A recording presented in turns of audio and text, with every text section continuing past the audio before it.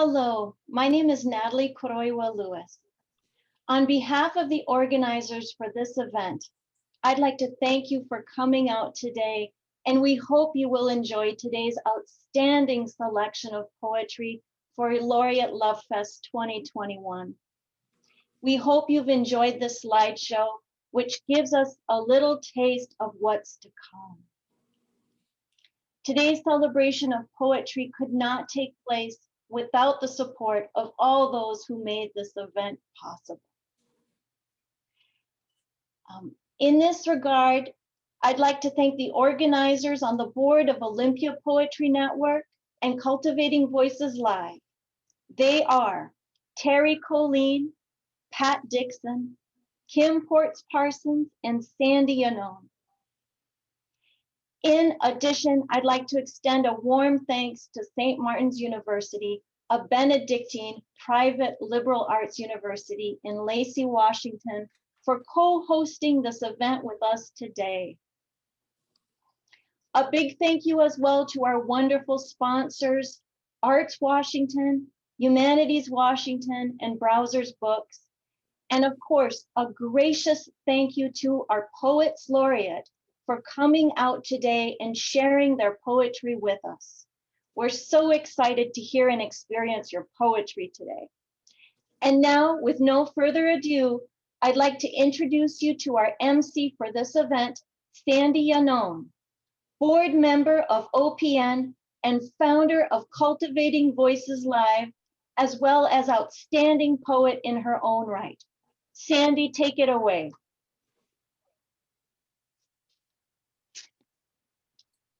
Thank you so much. Now, happy Valentine's Day to you. And happy Laureate Love Fest to all.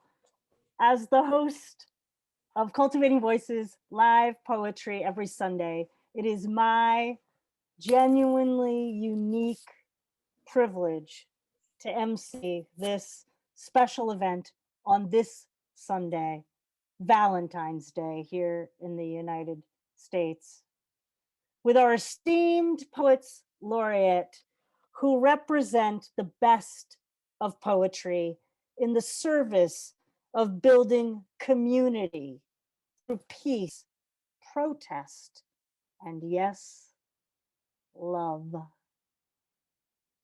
Before we hear from our live Poets Laureate, here's a poem I wrote that I hope serves as an appropriate introduction to our opening video, Valentine, from 2004-2006 US Poet Laureate Ted Kooser. A Valentine sonnet for Ted Kooser.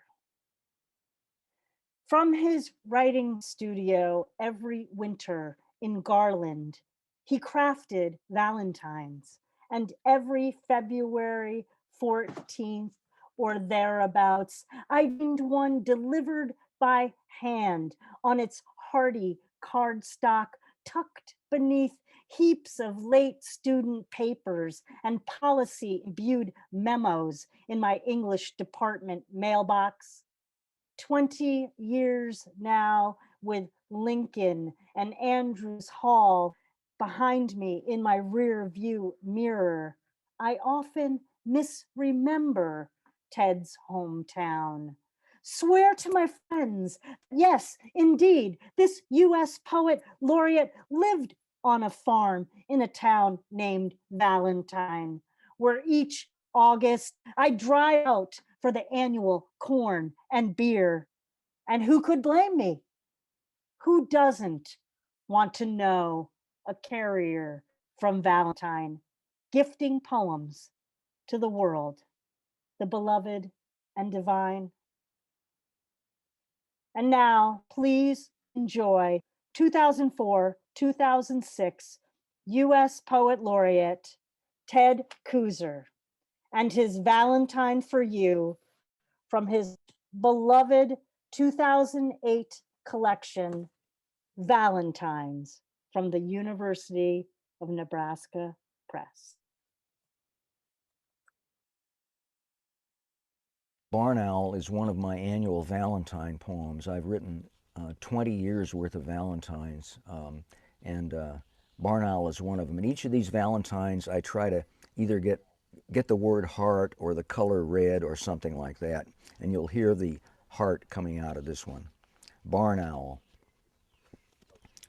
High in the chaffy, taffy-colored haze of the hayloft, up under the starry, nail-hole twinkle of the old tin roof, there in a nest of straw and baling twine, I have hidden my Valentine for you.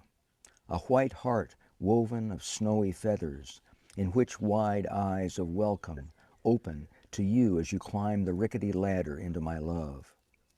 Behind those eyes is a boudoir of intimate darkness, darling, the silks of oblivion. And set like a jewel dead center at the heart is a golden hook the size of a finger ring to hold you always, plumpest sweetheart mouse of mine.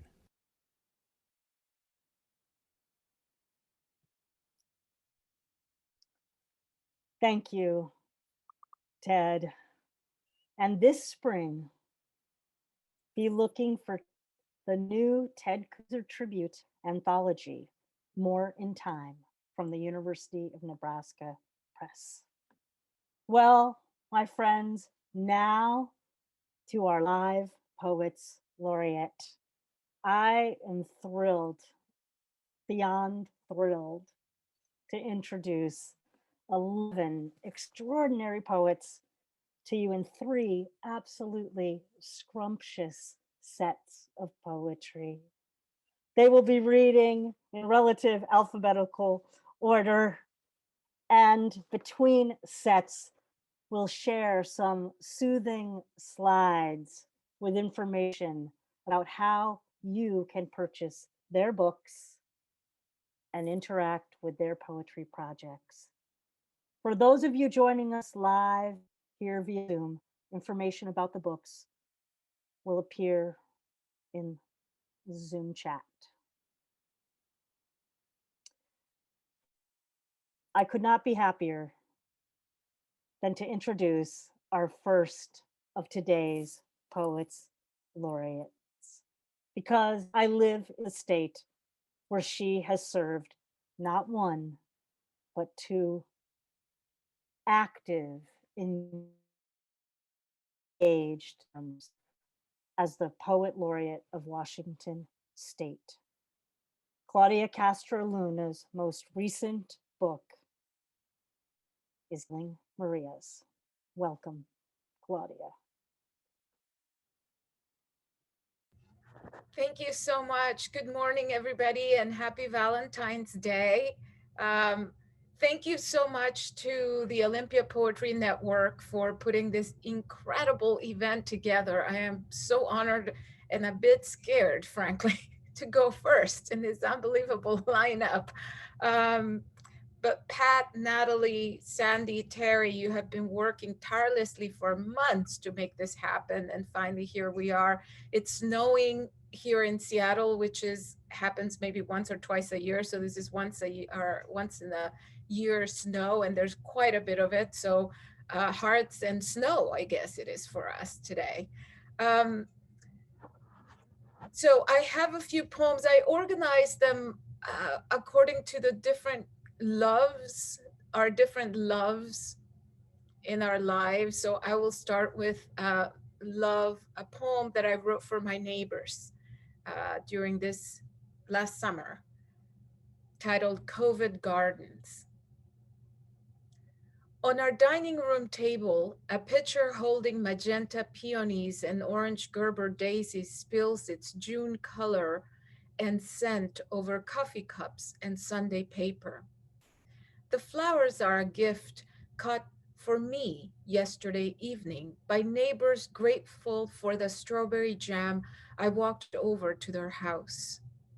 The strawberries, plucked earlier in the day from my garden, were no more and no less crimson, no more and no less sweet than they needed to be.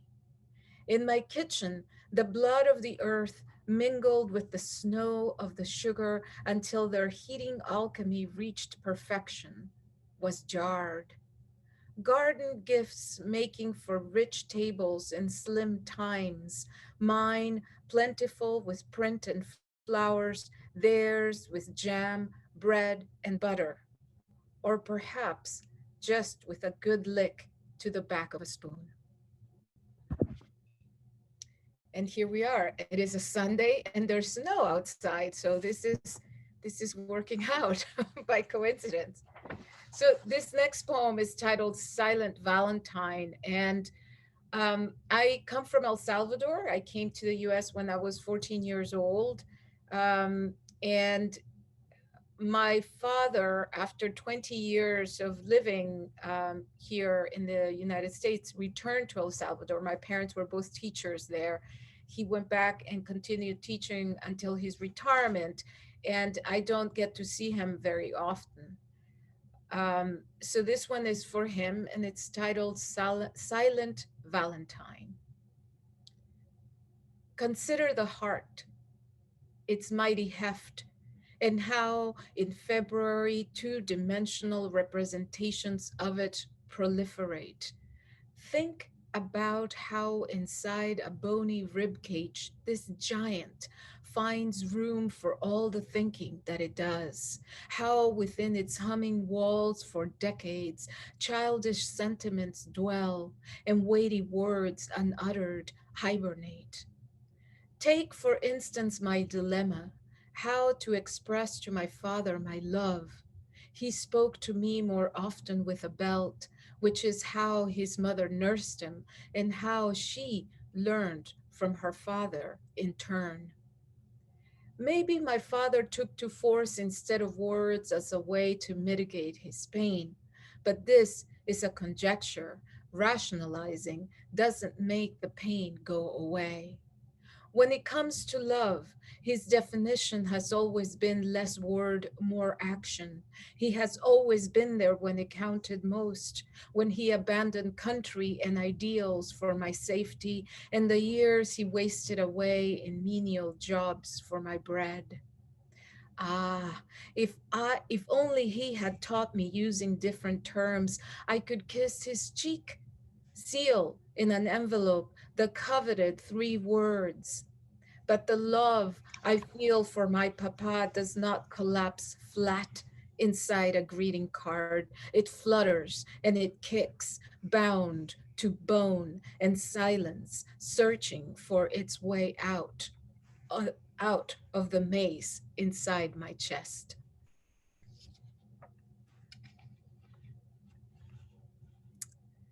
I have to call him today. This is one of his favorite days of the year. So I have to call him in El Salvador and wish him a happy Valentine's. This one is for my grandmother, who really is my guiding star and who died a few years ago in El Salvador. I've lived in the US for 40 years, and this year marked my 40th year in the United States, but I've only been back 3 times because of we left because of the Civil War there, and I have a very difficult time overcoming my fears of the war. And those fears live in my head. But I did go back the second time I went back was to see my grandmother, as she was very ill, and this is for her. Visions of gladness. I wish my grandmother's ghost would gladden every day my slumber. Her stardust halo, her luminous face, the whisper of her silence. By now, I know fear both cages and unbinds.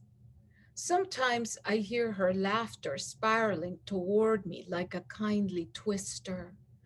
Fall in, she says. Become not the rosary, one bead in front of the other, girl, woman, wife, mother, widow. Become pomegranate seeds instead, each jewel bursting forth from its own papery case, whirling in her own blood by her own light charged. She says this, and this is why on my altar, like she taught me, there's rue, incense, light, and water in a cup. My dear grandmother. Um, So I have just three more rather short poems. This one is called Totem. And actually I wrote it so that it would, I don't know if it, so it looks like a column, a long, thin column. And yes, I think that's enough of an introduction. So totem, nube, is the Spanish word for cloud. Earth's dreams spun into mountain yawn, hoary gossamer ferrying up, up, up. Diente means tooth. Sometimes there's certainty. Take a hammer, hammer, take a chair, sit, take a basket, gather, take a ballot, vote. Árbol signifies tree. Their roots plunge into mineral darkness, forging past raw jewels and earthworm castles. Rain unlocks soil's unrivaled perfume after a spell of dry days. Deseo means desire. Oh, but how I want you in any language. You, you, you. Often a single word will do. In this case, yes will do. Muerte is equivalent to death, the way a garden is a tightrope suspended between coaxing some and killing other living things whose currency is sap and chlorophyll. Guerra is the Spanish word for war. A carved up world is no more to win. Here we are. And these last two poems are poems I've written for my children. When I have three children who are now not so young, the youngest is in a freshman in high school, and the oldest is a freshman in college. But I used to write them little Valentines when they were little. Each one got a little poem. So I wrote three poems. And as I got busier and they got older, I went wholesale and wrote just one. For all three of them. So these are two short poems that I've written on this day for my three kids. Nurture. Feed me, said the heart, and the mother did. Fed her child, her heart, nourished it with roses and spearmint, rain scent, the lift under kestrel's wings, 3 times a day for years and years with the spoon tucked in her breast pocket. She fed it until it grew strong of arm and leg, until it understood that joy is joy and fear real, even when the thing that scares has long ago disappeared. And this last one is titled Valentinos. And this I wrote a while back. The kids were still small, but I still, when I read this, I still see their little faces. Valentinos.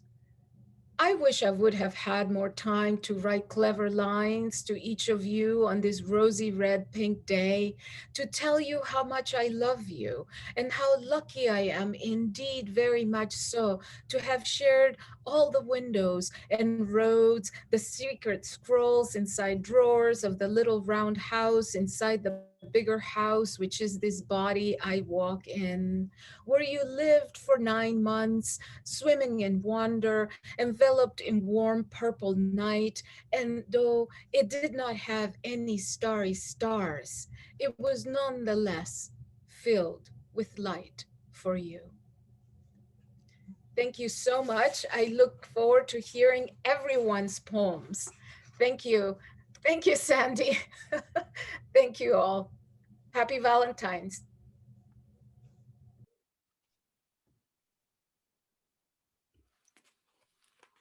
Muchas gracias, mi amiga Claudia Castro Luna, Washington State Poet Laureate. I look forward to the next time I see you in person. It's always a treat. Wow. Well, our next poet laureate hails from Maryland.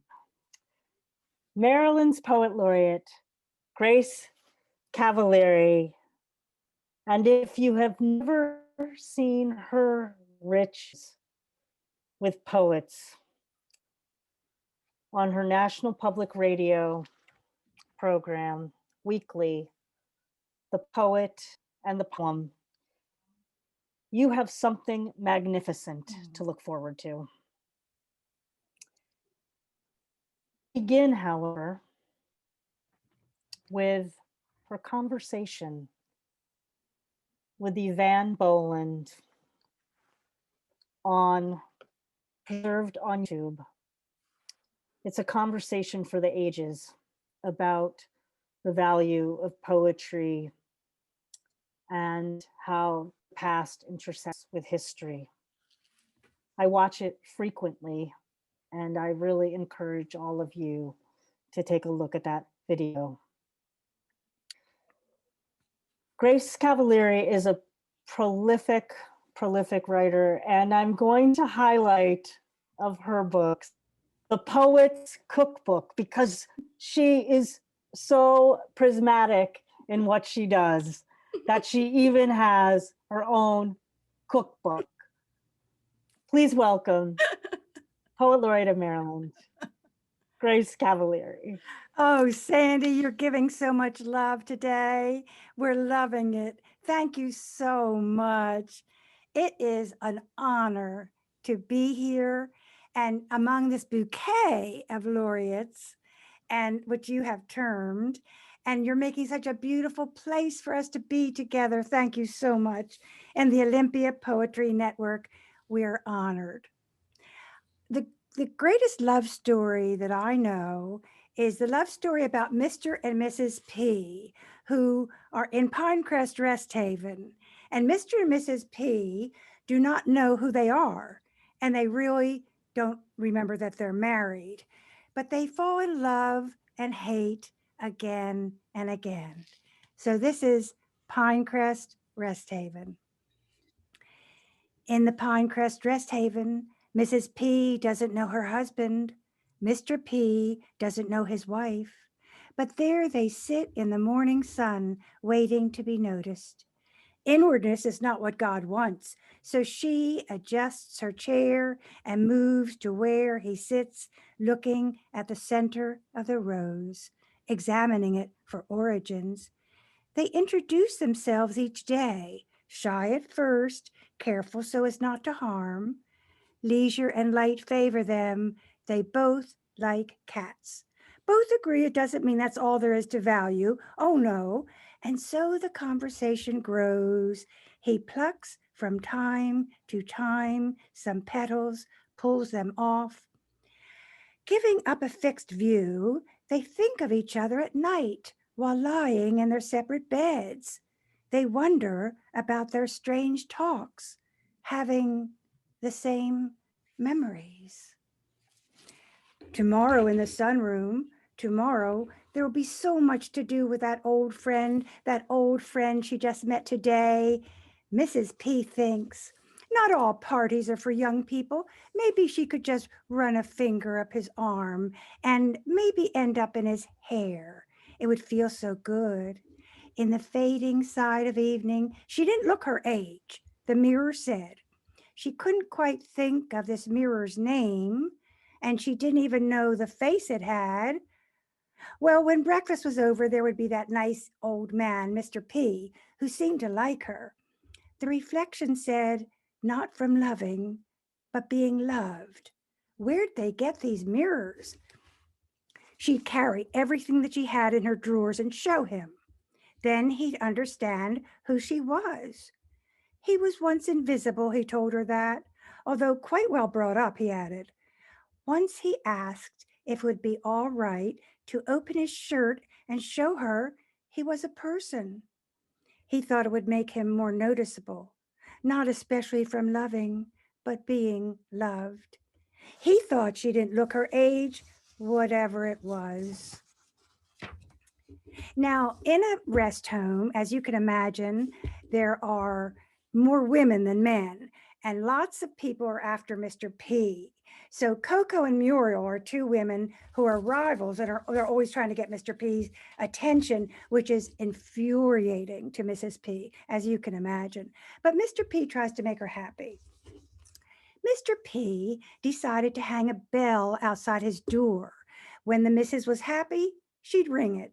That way he'd know, and in this way they could go on. She always dropped her silverware on the floor to get his attention. But if this had worked, she wouldn't always be so agitated. The lady's aide said he shouted at Coco, "I hate you." But then he turned and said, "But don't take that personally. See, cutting up their meat again." That day, Mrs. P went to tell him, "Thank you for pushing Coco, and would he please push Muriel when it was convenient?" There was a crowd outside his door. Mrs. P quickened, rushing her way through, squeezing and shoving. He sat up in bed when he heard her voice. "April Fool!" She loved his humor, pretending to be dead to get on her good side. Mr. P was sent to the opportunity room because he wouldn't keep his clothes on. When he entered room 15, he was yelling that he didn't like things 15 and he preferred a little ginger in the situation. Mrs. P was already there, waiting. She'd been asked to come because she wouldn't take her clothes off. It was hard to give her a shower. The doctor said, "Now is the only time which exists." She asked if he let her talk about the now that used to be. He said no. She grew more frightened and held on to her clothes. She begged, "Can we talk about the now that's going to exist?" He said no. She trembled with the thought that there was nothing but now. She didn't want to damage the past, the future. Music was put on, and a helper would come in soon to hold their hands. This meant pill time. So slowly she came to like the way the light came off the palm, how Mr. P nodded in his chair, soft, pink, and naked. How he looked up and winked his drooping eye. No, it was definitely a call to her, as if he knew who she was. Sometimes she'd see an angel outside the pane of glass, looking in. She was scared it came to get her friend, Mr. P. She looked again, and now there was nothing outside but the present. Well, that is from a book called Other Voices, Other Lives, which is a compendium excerpting several of my other books. This was Pinecrest Rest Haven. And I had a marriage of 60 years. And although we didn't quite make Pinecrest Rest Haven, I do have some love poems.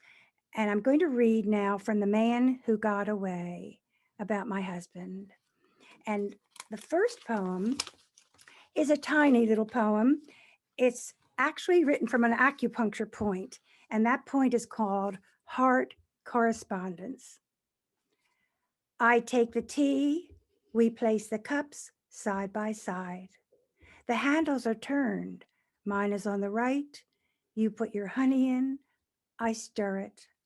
I say, "Is there enough?" You add more, a little milk. No cream, I say, more honey. You stare it, I stir it again, absent-mindedly, like living twice with this love, which has no need for memory. Another tiny poem from The Man Who Got Away. Anyone who knows tarot cards knows that tarot card number 6 is called The Lovers. Having loved me when I was young, and now when I am not, you are twice blessed for giving a rich person a gift.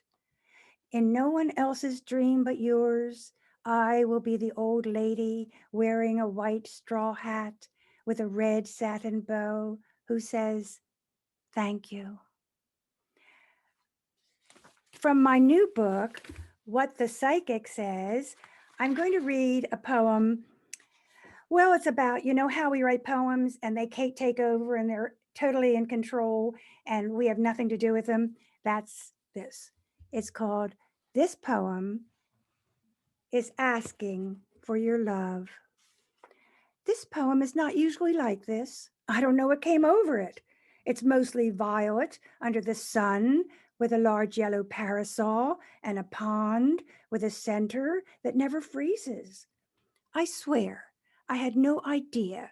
I'm so used to trees of hearts and cherries within its branches, I can't imagine what woke this poem up with a truth I never wanted.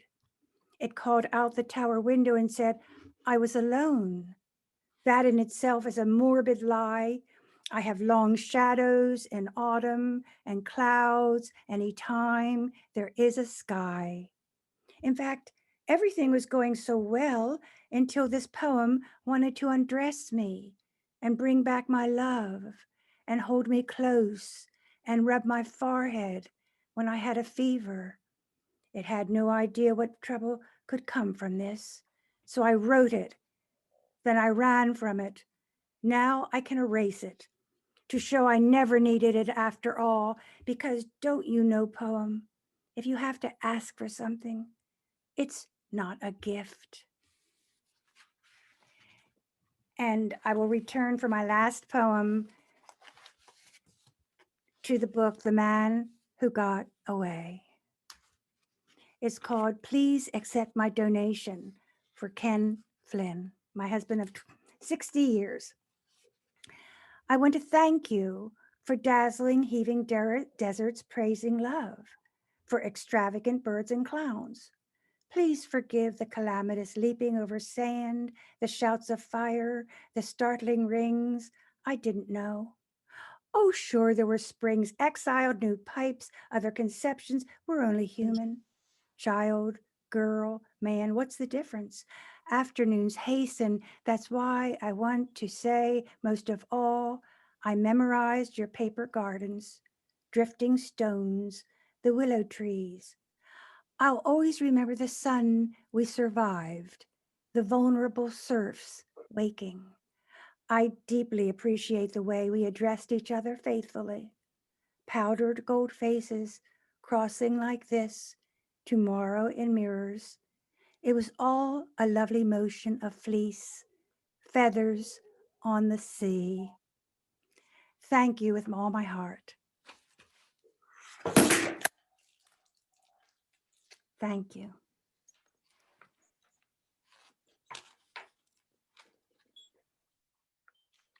Grace Cavalieri, poet of Maryland, who has gifted poetry to so many of us for such a beautiful span of time.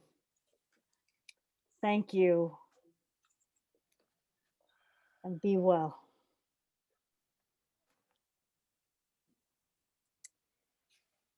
My friends, no one that I know of would dispute what the country of Ireland has gifted to the world with its grace and power of language, and how very fortunate we are today to welcome Poetry Ireland's poet in residence, Ann Cullen.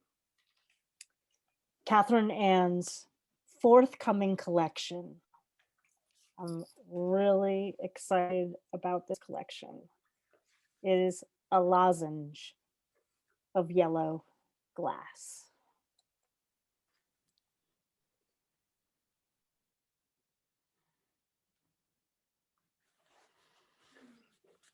Should I take it away, Sandy? So thank you very much, Sandy, for that beautiful introduction. The poems today that I'm going to read are all from my last collection, The Other Now. I just thought it was easy to keep it that way. I am so honored to be here with such wonderful poets. I'm so delighted to hear Claudia and Grace already. I'm just blown away and smitten with everybody. And I wish you all as many chocolates and roses and champagne as you want today. My husband is Italian American and Irish American, sometimes with the emphasis on the Italian. This is a poem that I wrote for him. It's called A Word for Love. I want to roll you around on my tongue like a fabulous word. Something with a hint of Italian swagger for your Neapolitan blood.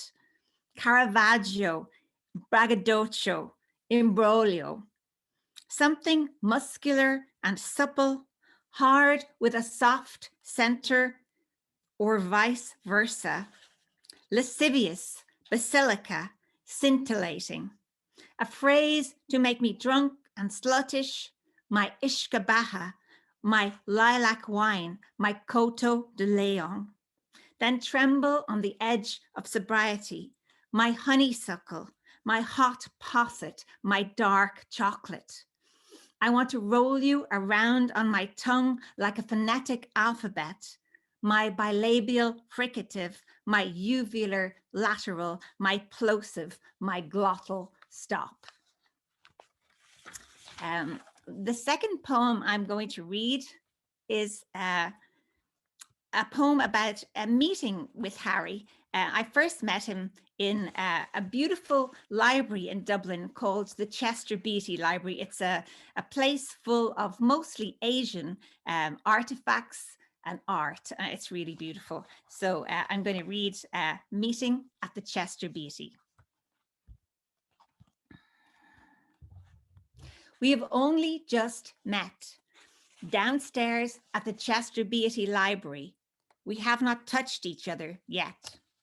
Upstairs, Durers, Adam and Eve are contemplating each other, and the apple, the serpent, is already waiting.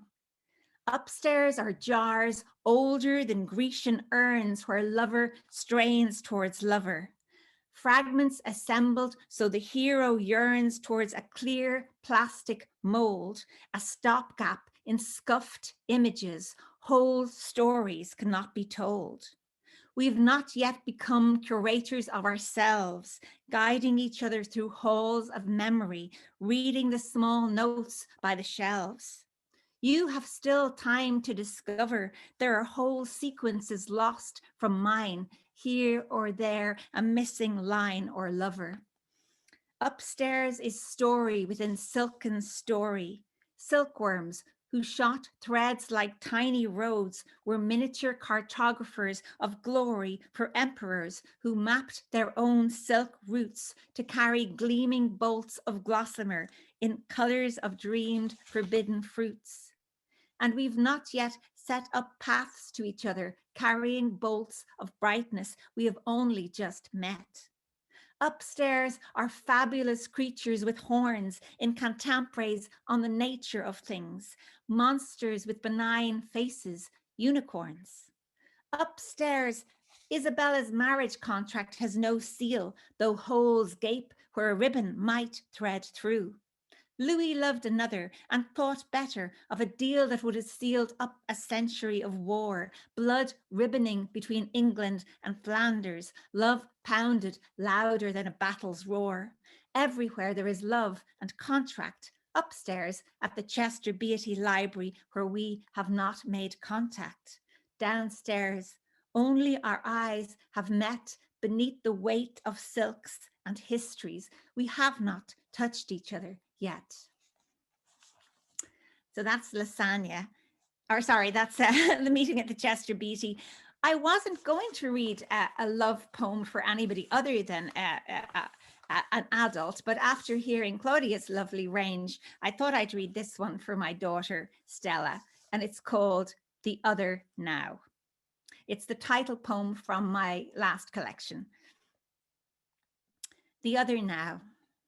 As the guests dispersed, the stairs folded you in their zigzag hold, and your fairy godmother placed 2 sweets in your upturned palms.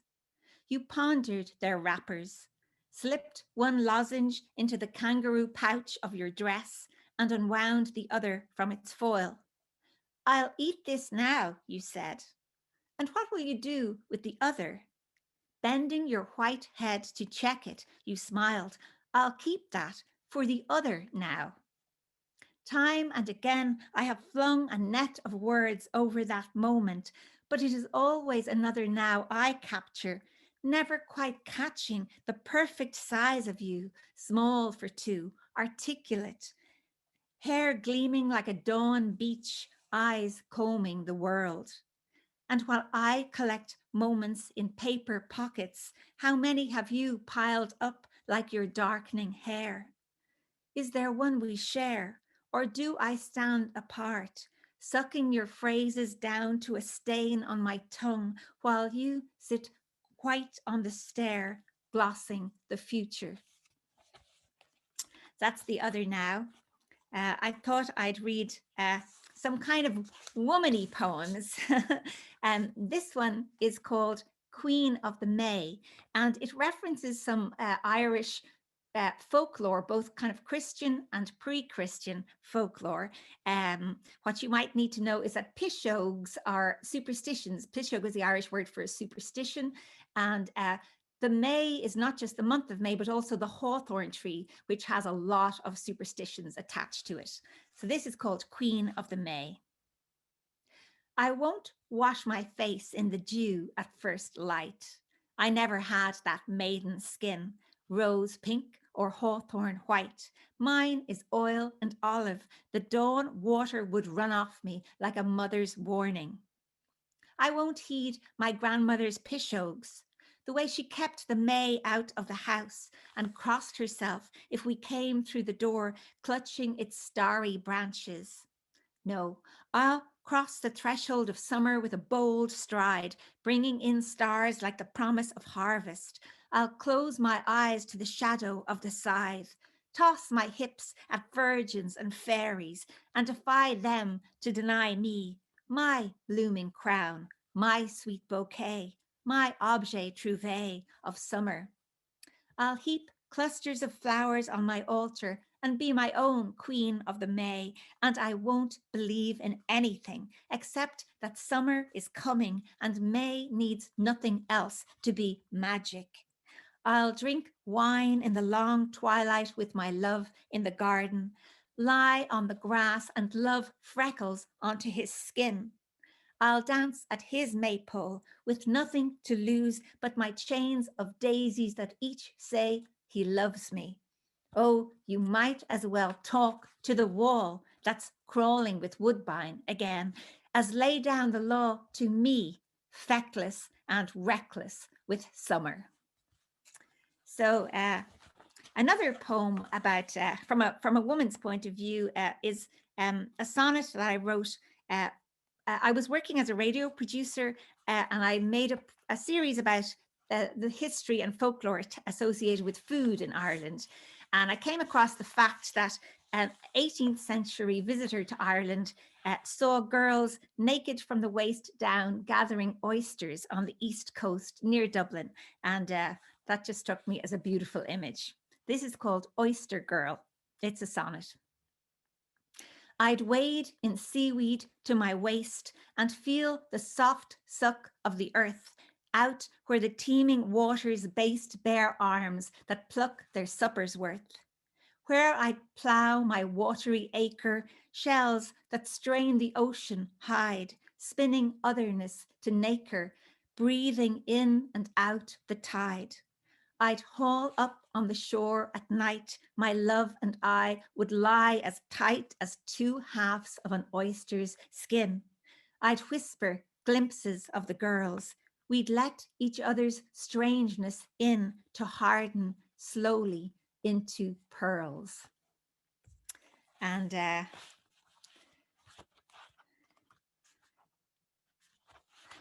thank you. I think it's about time to be coming to the last one. So let's see, what have I got? I thought I'd finish with this one. It's another sonnet, and it's from a series I wrote about different legends.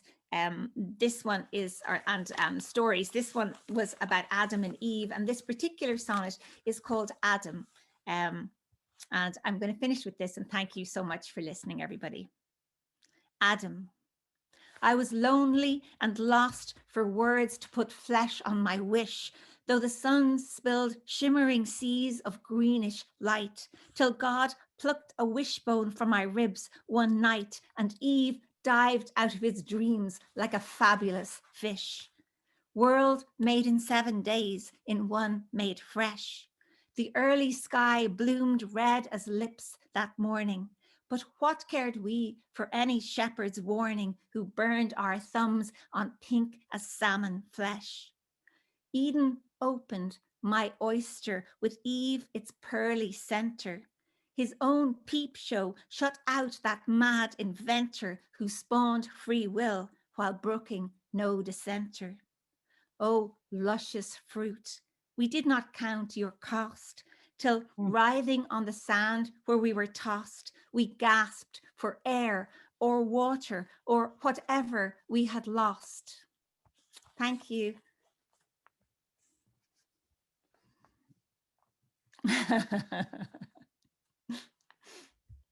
There's nothing like sonnets, of course, on Valentine's Day. Sláinte, Catherine Ann Cullen Sláinte.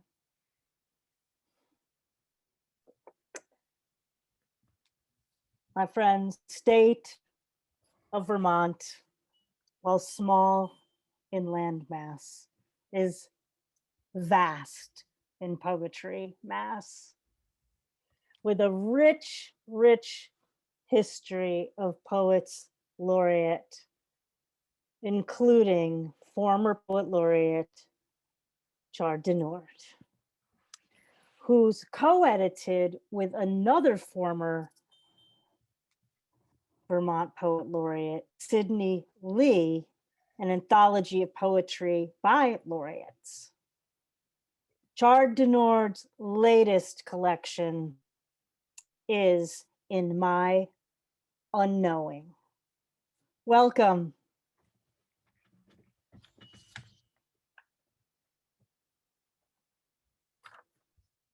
Unmute. Hi, Sandy. Can you hear me now? Okay, good. Wonderful to be here. Thank you, Sandy and Kim and Natalie and the Olympia Poetry Network. It's a great honor to be here with all my other fellow poets. I'm going to read just a few poems. I'm going to start with two poems that are actually letters between Eloise and Abelard, two famous poets, two famous lovers, two of the most famous lovers in history. And this one, so these are imaginary love letters between these two great individuals. Of course, Abelard was the greatest theologian of his age, and Eloise was his student. Eloise to Abelard. We lay on the bank of a river. We lay on the bank of a beaver pond and stared into the dark of the dammed up river. Remember? A hawk floated overhead as the sun went under, and a chill distilled the air. I felt eternal then, for just a moment in which nothing mattered beyond my listening, although I can't remember anything you said, only that we talked until dark, and a star came out, and then another. That's Abelard to Eloise. And here's Eloise to Abelard. You swam like a snake with your head upraised. I cut a wake inside your wake until you stopped and stood in the mud. I held you in a tight embrace as if you'd break on letting go. I saw the sky for what it was, immaculate field, burial ground. A voice cried out from across the lake, Abelard, Eloise, your Uncle Fulbert calling us to return right now. 1,000 minnows circled our legs like shiny badges. I couldn't speak as I gazed at you, too deep in bliss to utter a word, too damn ecstatic. We swam ashore and dressed in vain. You know how you start writing poems about individuals. So I couldn't stop writing poems about Eloise and Abelard. in their voices. But I've stopped now. Here's this next poem is as a love poem in the time of COVID. And I've imagined a husband writing to his beloved, to his wife, after he's passed, but he's writing to her from the beyond. So that's all you need to know. I wrote this, it's been over a year now or more, much more. When this news came out that so many folks were dying without being able to say goodbye to their beloved. It's called Love's Last Goodbye in the time of COVID. The darkness arrived without your voice or touch, and yet I heard your voice and felt your hand in mine. Nothing in the end, not even death, can loose my grip from yours. What can I say that echoes here and beyond? Just this: you were always so contagious, dear, my hazelnut, my vast. But unlike this germ, you infected me with a love that made me better than well. That was a gift of bliss I didn't deserve. So take these words that are not mine, but the ones you gave me in the silence of this room, and I return. You were there, I tell you. You were there when I was crossing from there to here. And you are here as well right now. No absence, yours or mine, can fill itself with itself anywhere when two have loved as we did love, if only for a time.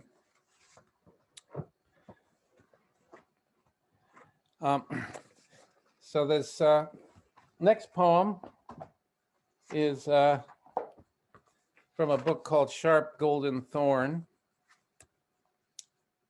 And it's really a Valentine's Day poem. It's from this book that came out several years ago now, over a decade or so. Sharp Golden Thorn. I love the feel of your mouth around mine. I love the sight of your body next to me. I said to you while you slept, look what God has made. My eyes grew 10,000 lids in my sleep. When the sun came up, I opened them all morning onto the sight of you. I was both myself and a host of witnesses.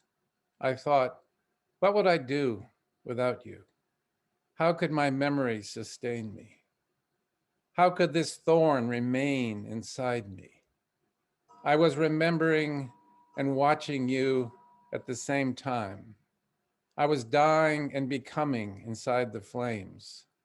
I was the man in the fire that is his beloved.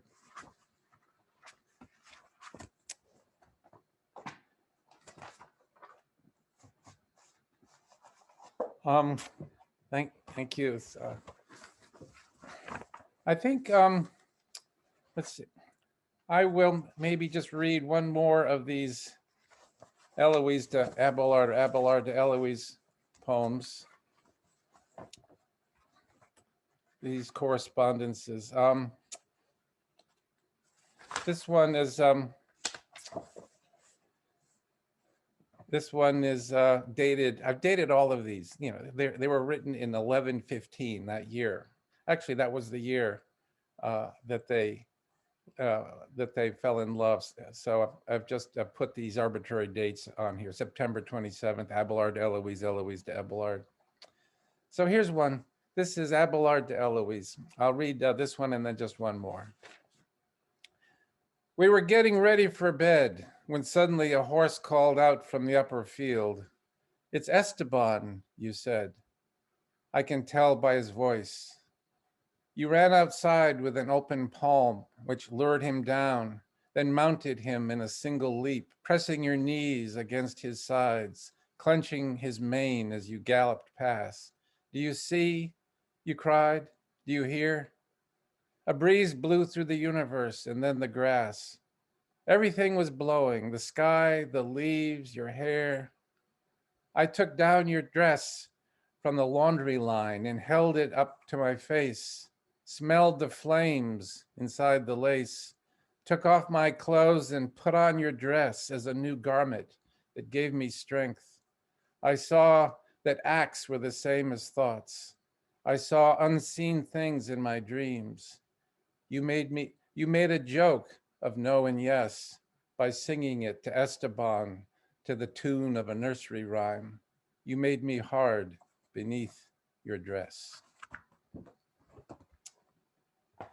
And I'll close with a poem from this last book titled In My Unknowing. It's the first poem in this book.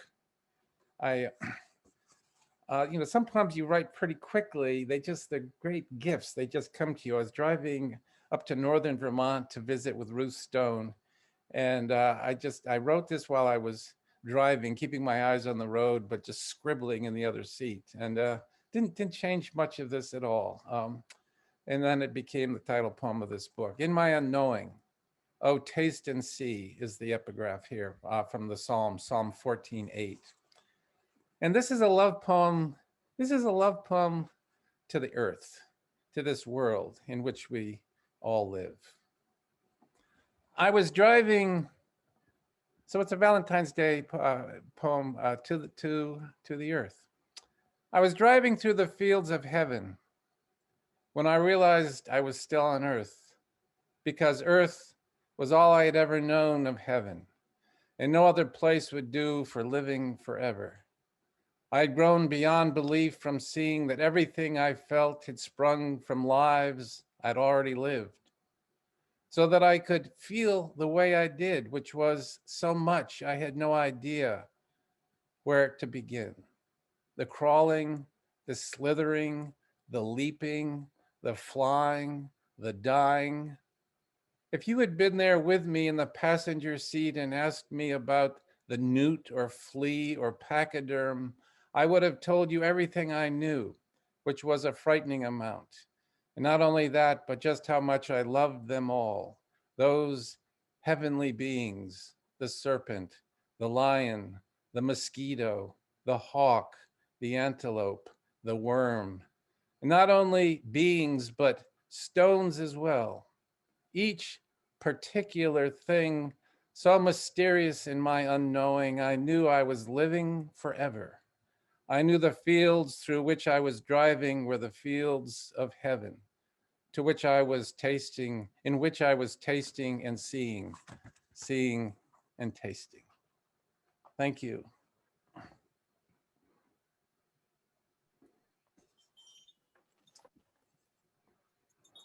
My heart has a little chime in it, but I don't think people can hear it. I heard Anyway, I send you a little chime. You heard it.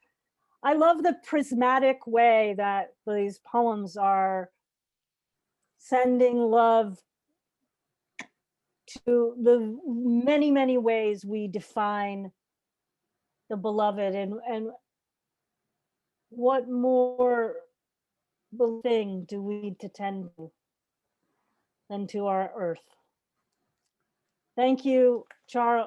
Thank you, Chard deNiord, former poet laureate of Vermont. Thank Well, you, now here's information for all of you about how you can purchase the books of Claudia Castro Luna, Grace Cavalieri, Catherine Ann Cullen, and Chard deNiord. And I'll be back with you in just one moment.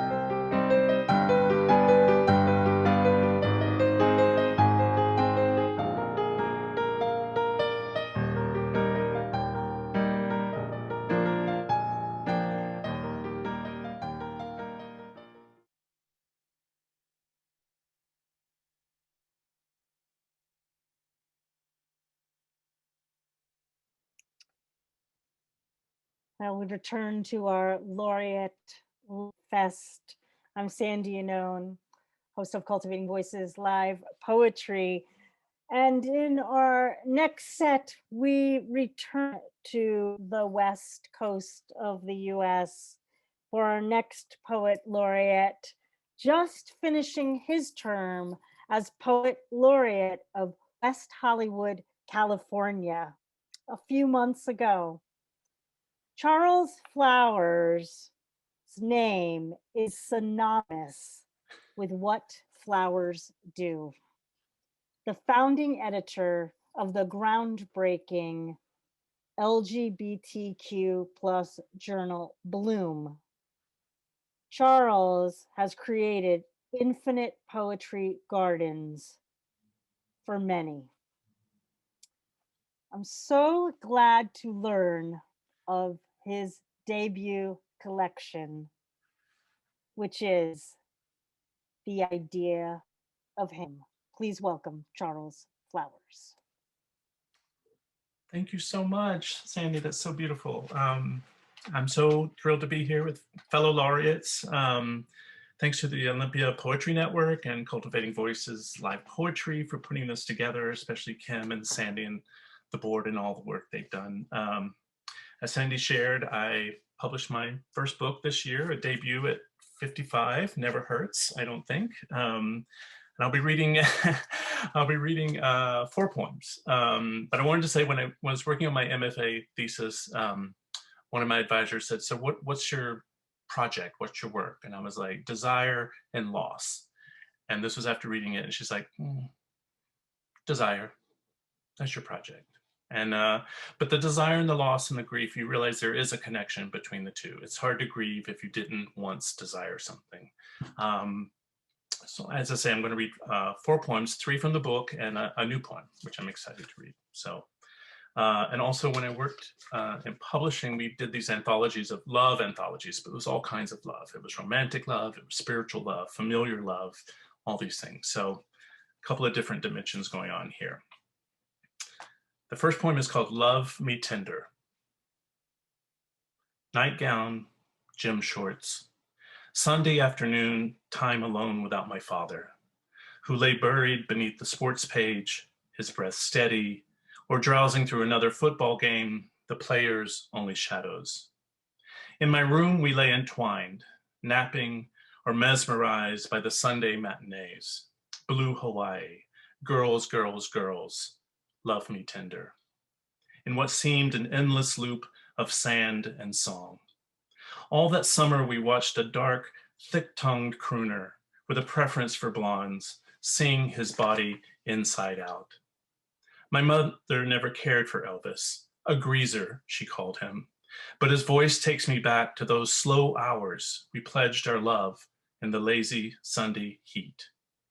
We called it love time. To see this as love, messy, complicated, this boy and this woman limbed by shame and fear, seems possible. The way a sunset promises closure, the silhouette of a couple embraced by the surf echoing across the soundstage.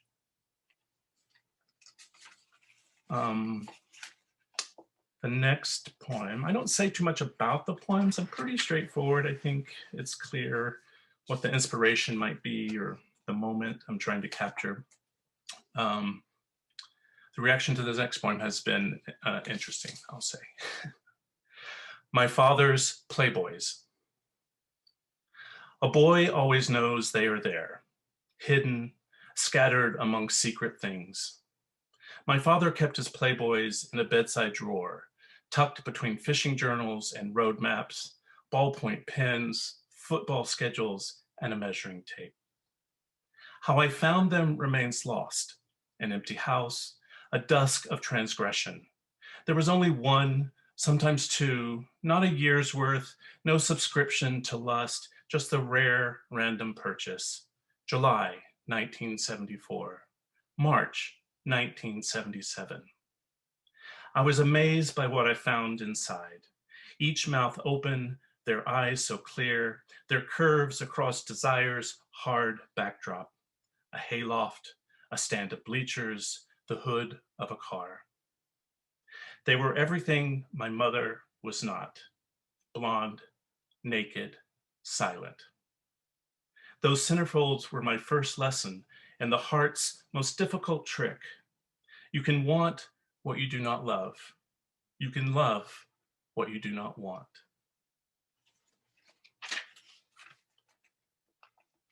The next poem is the title poem of the book, The Idea of Him, which is published by Midsummer Night's Press, a wonderful small press. It publishes more poetry than anything else. And it's called The Idea of Him. On a dirt road bordering a field behind his house, I stood for a whole roll of black and white. Not the poses of childhood, but alone against a backdrop of waist-high grass and budding trees. He told me where to stand, but nothing else. My arms empty and awkward, I didn't know whether to grin or frown, so I did both, folding my arms, then releasing them before fanning them out from behind my head as after sex. It was Sunday, and the May heat was rising, my legs sore and sweaty from hours of dancing the night before. A photographer who wore black, he danced with his hips and his fists, his face a grimace until asked his name. At 4 a.m., we walked past houses of folks dreaming of work and church, to the slow negotiation of the front door and first kiss. I was drunk and afraid of my body, his cock wet in my hands, a cry opening into water. I never saw his pictures of me, yet every day I pass men my age then, with the same squint and flutter in their eyes as they move toward what they want. And their hearts, I imagine, are pure. I want to tell them about losing something before you have it, or even know what it is. But I hurry past them toward home, as if somebody were waiting for me to open the door and embrace him, or the idea of him. This morning, my desire, thin as mist, lifts from the web of his smile, his green eyes blazing over me, his red thinning hair, the white ridges of his back, his wrist circling the lens, my face a blur, then distinct and his. I'm going to close with a new poem. I never share new work, but this was one of my patron saints, Dolly Parton, turned 75 in January, and there was a special edition of a magazine called Limp Wrist, a literary journal on the web. And so there's a wide call for Dolly Parton. And I struggled for a couple of months. How do I write about someone I love so much? But I finally found it. It wasn't accepted, but I will find a home for it. So here's this is for my friend Ida, who read it and gave me some great edits. And I'm reading from my computer, sorry. A broken heart won't kill you. Sidekick to Porter Wagner, horseface, Mama called him, Dolly Parton was a lighthouse to Mama and me in the 70s, a beacon of femininity and power, a color extravaganza in a black and white world, a living, breathing coat of many colors. Not as mean as Maud or defiant as Helen Reddy, Dolly was a woman's woman who sculpted her hair higher and higher, closer to God, with the miracle of white rain, a mist I tasted each morning as Mama fixed her hair. Mama worked 9 to 5 and kept our home spotless. When she died, I didn't know how to live. What do you do when the person you love most disappears? When Dolly sang, "A broken heart won't kill you, you just want to die," my grief found its playlist. It's not just Dolly's voice that keeps me living. It's her laugh, like Mama's, high-pitched and pure love. Thank you so much.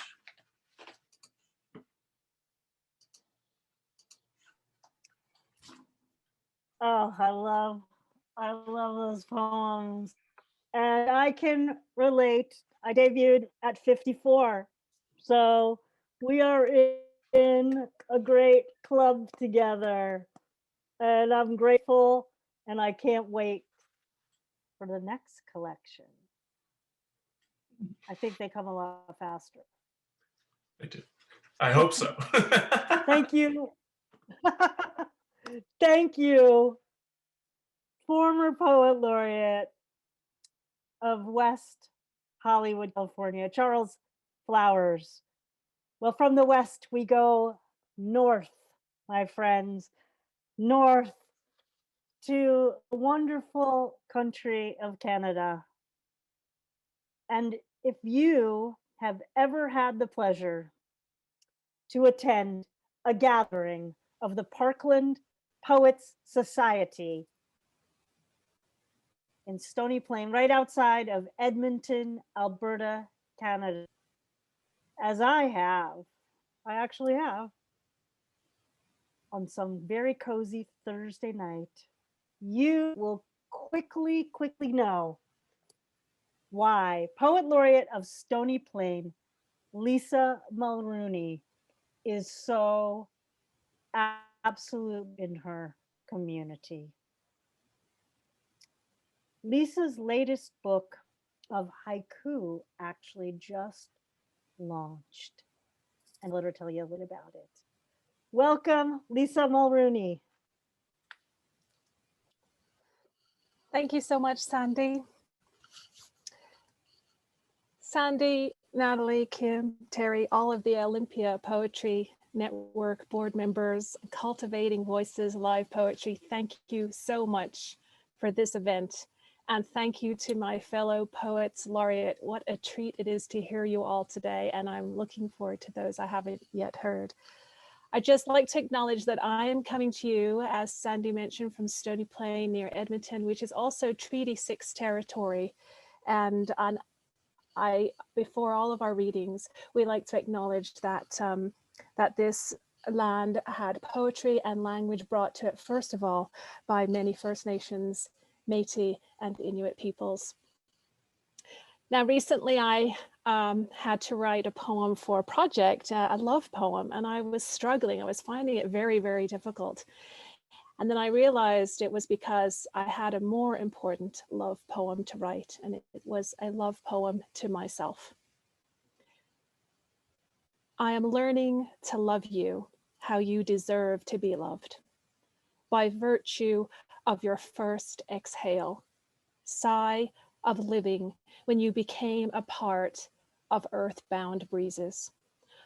I want to bring you back from where my ghost-fed voices sent you, filtered into selfie-stained rejection.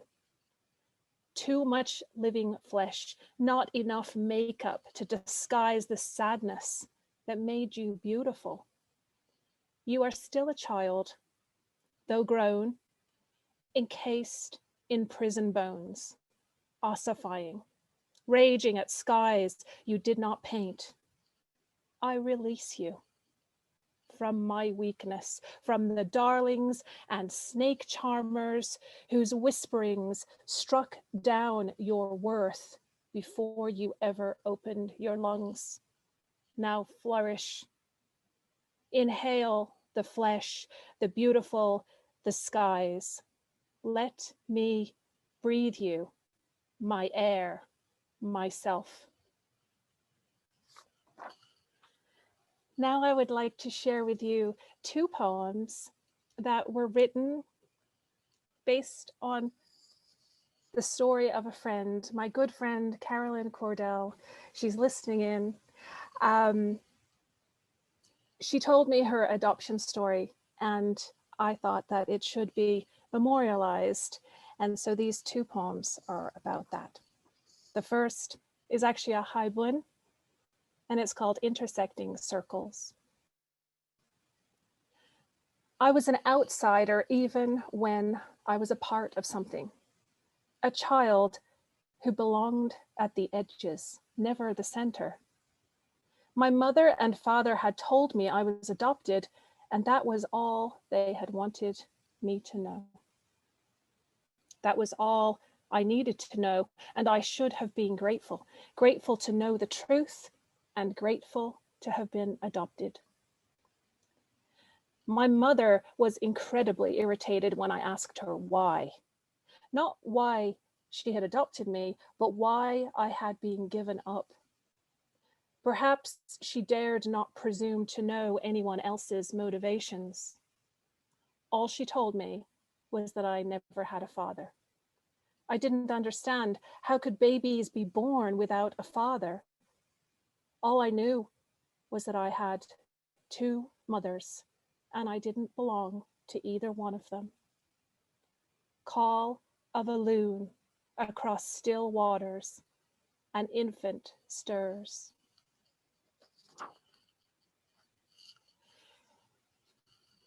This next poem tells the beginning of that story, that adoption story, and it's called Not Goodbye.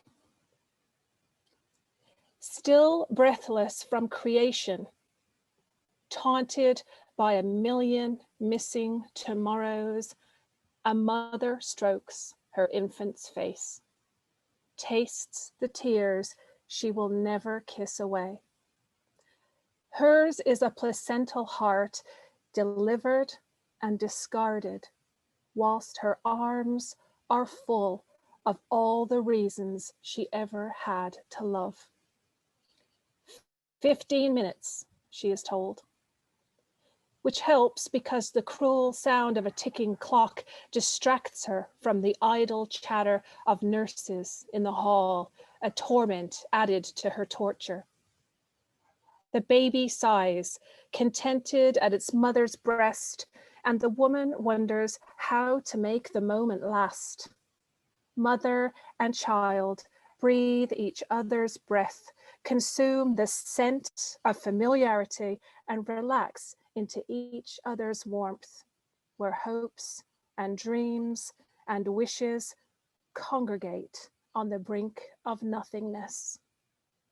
Resisting the goodbye in I love you, the woman disguises intent with instruction. Be a good girl, she whispers to the child, sealing both fates with a curse and a bond.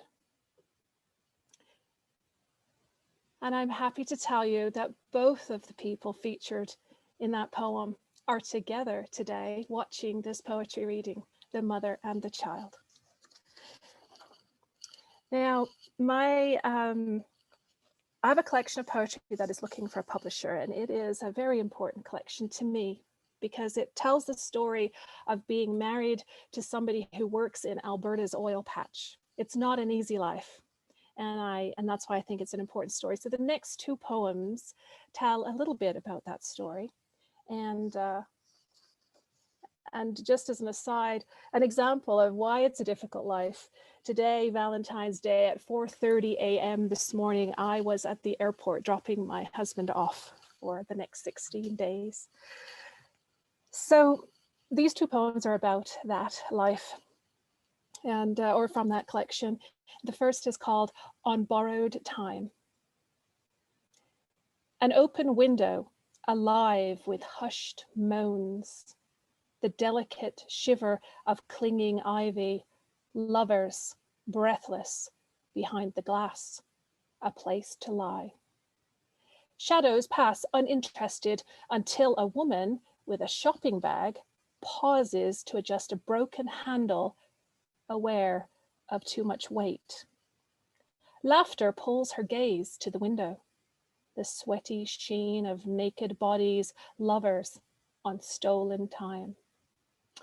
There is supper to cook. Wistful, she recalls the scent of candle smoke, the scratch of stubble against her neck, the taste of someone else's saliva as minutes drain away their promise. There are other promises to keep.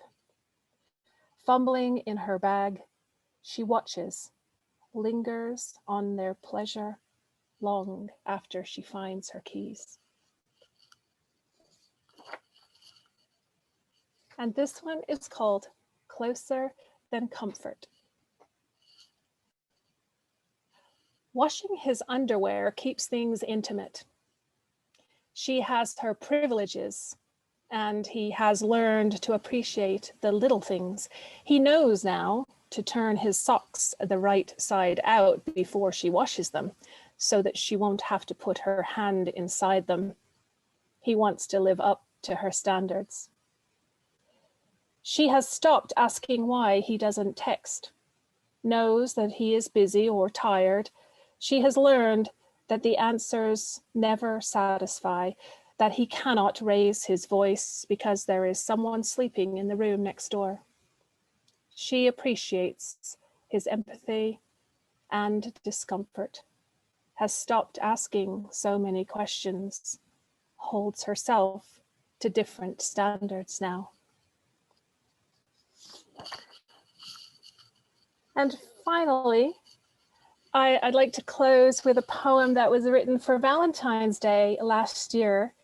Here in Stony Plain, we have a very special event where we celebrate couples who have been married for over 50 years. So this poem was written in celebration of those couples. And I dedicate it all to all of you today, and especially to anybody who has been married for 10, 20, 30, 40, or 50 or more years. It's called On Valentine's Day. February is the shortest month, wedged in between winter and spring, as if it could pry open even the coldest heart. It barely lingers after January dragged on, unfeeling, drenching us in Christmas debt, prices paid for loving naively. By March, Valentine's roses wilt, crystal bowls on tables empty of chocolates and candies, replaced with green. Spring's daring, our own fertilizing envy, new debts.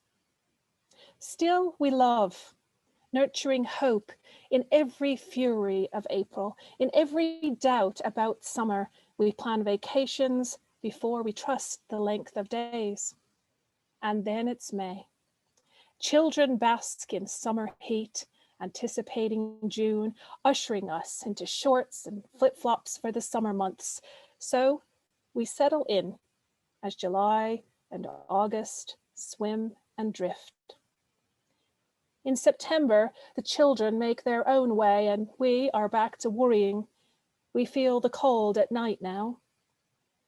Spend more time together, even if we sleep in separate beds. But I must stop there. I will not think of fall, of October's first snow, or the stillness in November. I will not think of my first Christmas without you. It is Valentine's Day, and I want you to know that we will wade through the debts and the furies, dance in our flip-flops through the summer settling, and find each other again in the fall. I will love you in the winter and well past both our Decembers. Thank you very much, everybody.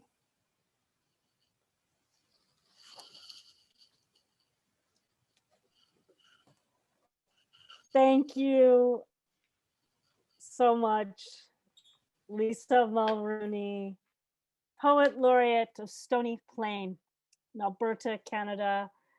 I'm so struck by how many of us actually have Valentine poems, like literal Valentine poems. Amazing.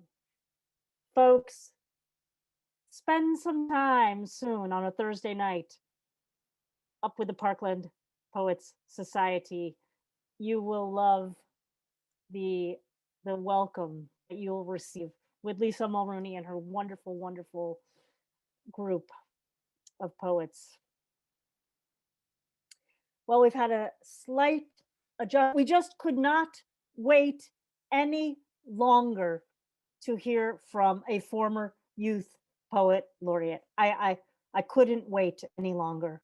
So I had to move Azura Tyabji up in the order because we know what youth poet laureates are capable of if you watched the inauguration day.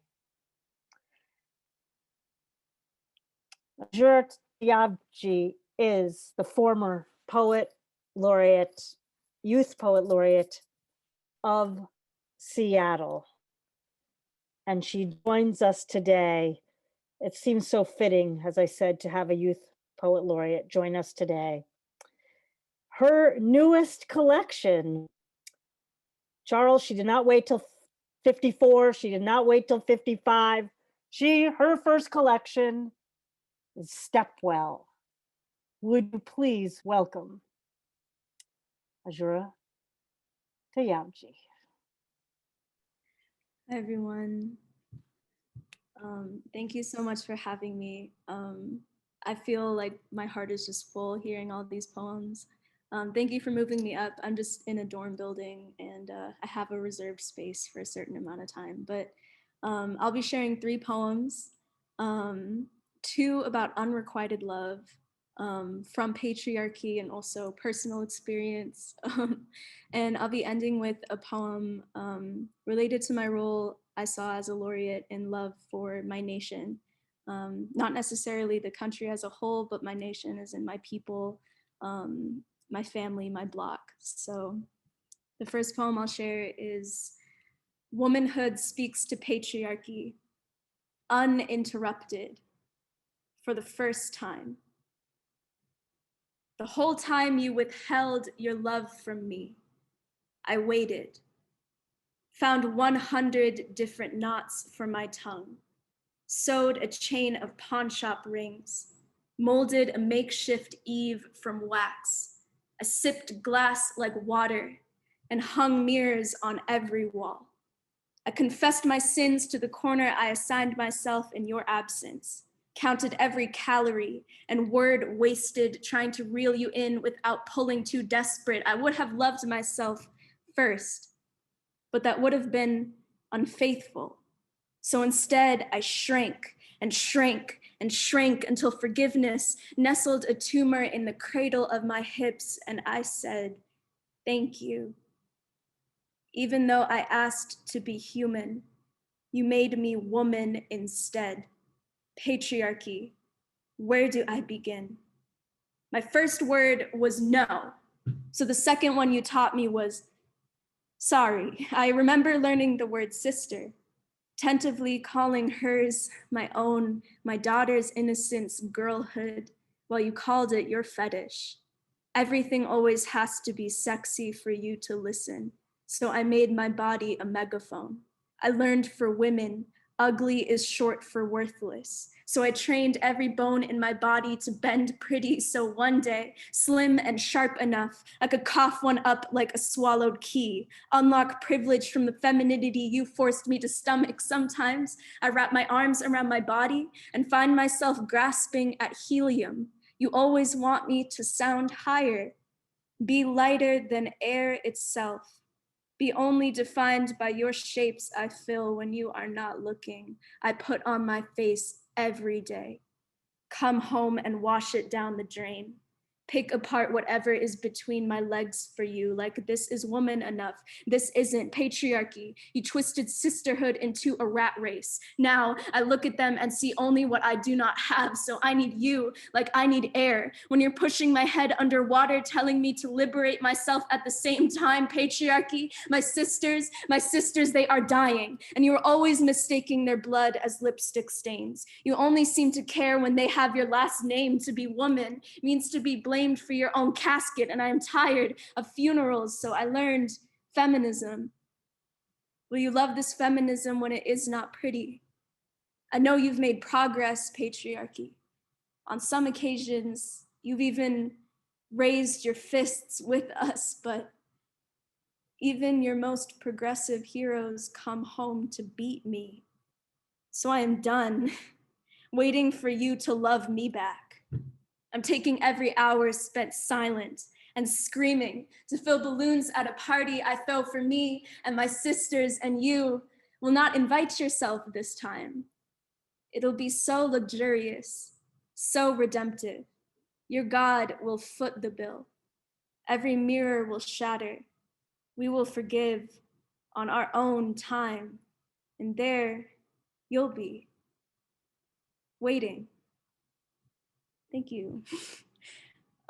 So that was my first poem. Thank you. I'll keep it going. The next poem, a bit of a comedic break. I wrote a poem about Shrek, specifically Fiona from Shrek. And yeah, also, am I spotlit on the Zoom? I can't really tell, but okay, cool. This is called Fiona Chose to be an Ogre. How rude it is to exist when no one wants you. Lord Farquaad, Shrek #1. I used to chase princes who wanted nothing to do with me. On the blacktop in 3rd grade, I once wrapped my body around my white crush's ankles after he tried to fight me. Teeth feathered boa, copper consolation crown, sick suitor, muddied elementary gown. I was his princess. I just had to convince him I was worth saving. How long it took him to shake me off, I called devotion. With later suitors, I slept with my face against the wall. Some lovers wanted me, monster, but looked forward to leaving me in the morning. I locked myself in the bathroom and spent hours tracing my nose in the mirror, slopping off my olive hide for the princess I thought was submerged underneath. I've been cursed out, the crown femininity promised me. If I wasn't a white girl, then I must be monstrous. I wanted to be pretty so bad, meaning I wanted mercy. Now, my ugly is mine, and my ugly is sickening. Now, I'm the type of brown stunning that crushes the castle. Every white girl wants a piece of me, my plaster crown, my soil kingdom, my teeth glinting, rude, precious ore. I am a girl searching for her savagery even when it's doomed. I am the color of envy, and my suitor loves it too. Thank you. Final poem. Real dramatic. The final poem is about the concept of allegiance.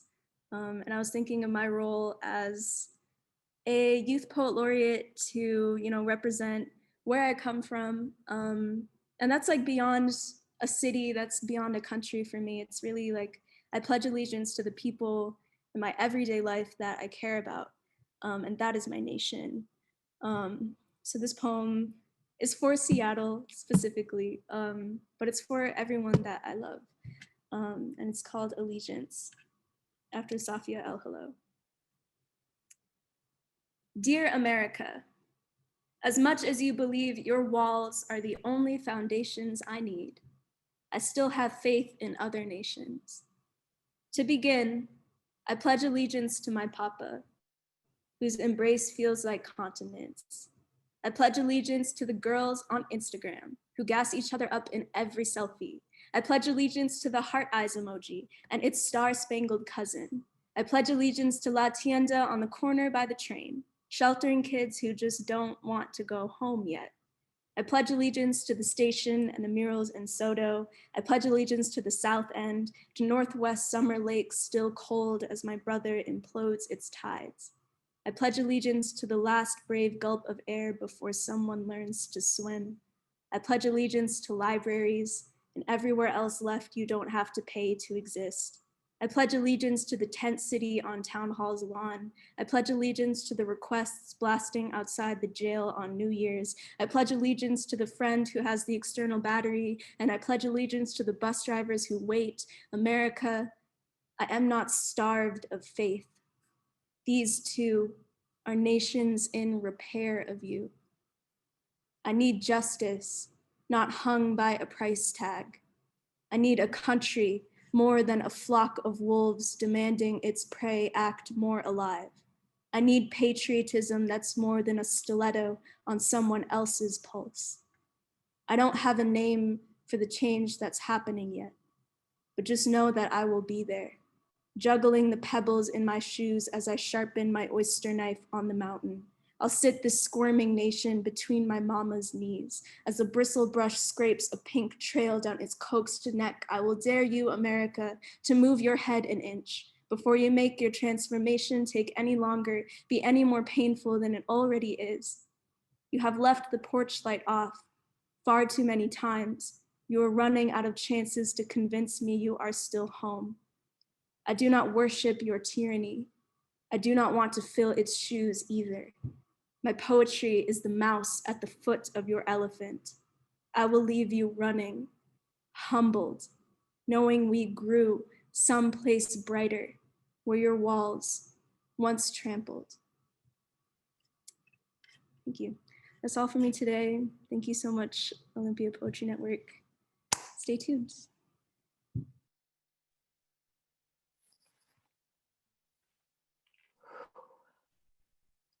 Yeah, everybody's clapping. Of course they are.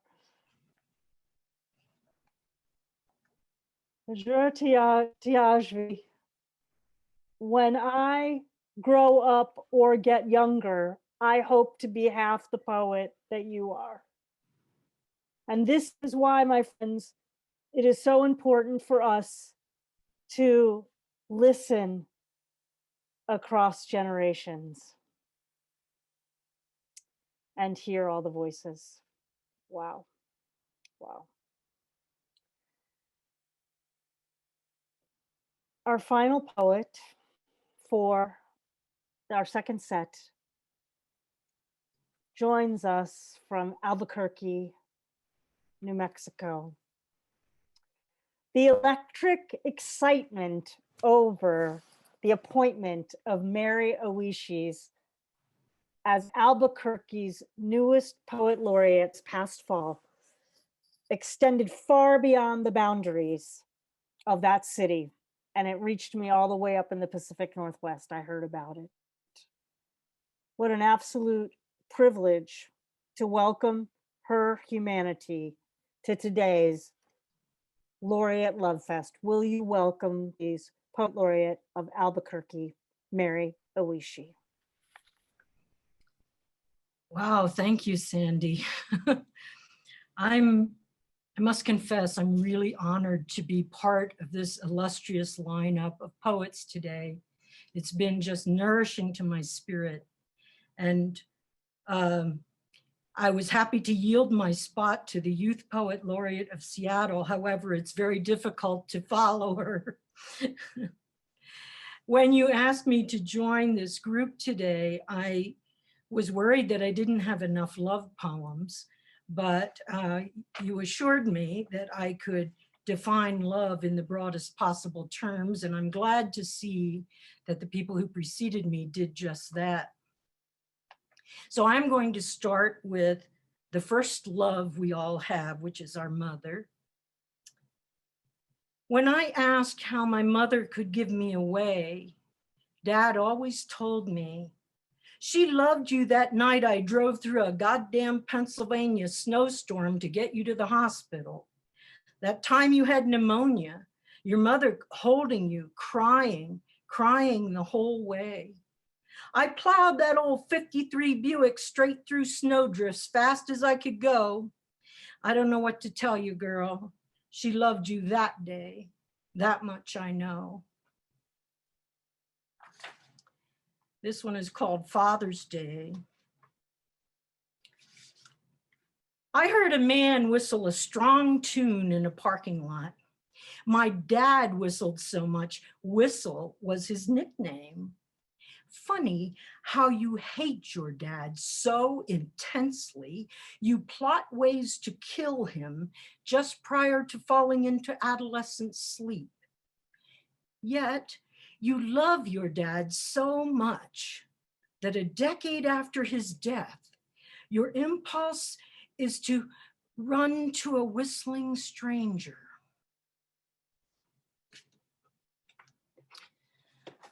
So my father was a renegade Mennonite who joined the military and went off to fight fascism in World War II. And he re-enlisted and married my mother during the occupation, she was Japanese, and I took her name. So the first poem referred to my birth father, the second poem to my father who raised me. So by a strange twist of fate, I was raised by my uncle, who was also a renegade Mennonite, and his wife, who was an Appalachian holy roller, whose parents met at a KKK rally. So they stood me up in front of the church to preach, the Muir Pilgrim Holiness Church, which is, Muir is not on any Pennsylvania map, but they stood me up to preach when I was 7 years old, and sometimes that preacher still comes out in my poems, and it did in this one. It's called Respectable Love. My love is not the respectable kind of love, the kind that has a private jet, a yacht, a hedge fund, a penthouse suite, a private island. You know, the love of money, the respectable kind of love. Nor is my love the respectable kind that professes from its pious pew love for a millennia gone teacher who taught love above all things, then imagines him beside them when they slip out to burn crosses, carry torches, or just make sure their neighbors are themselves so they can bear to love them. No, my love is the kind that would struggle through multitudes to bring my lover to healing, the kind that made him marvel. Never have I seen such love.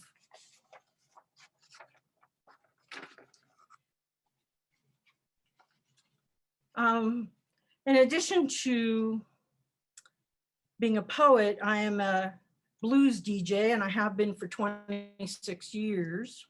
And this is the only poem I ever wrote about that experience.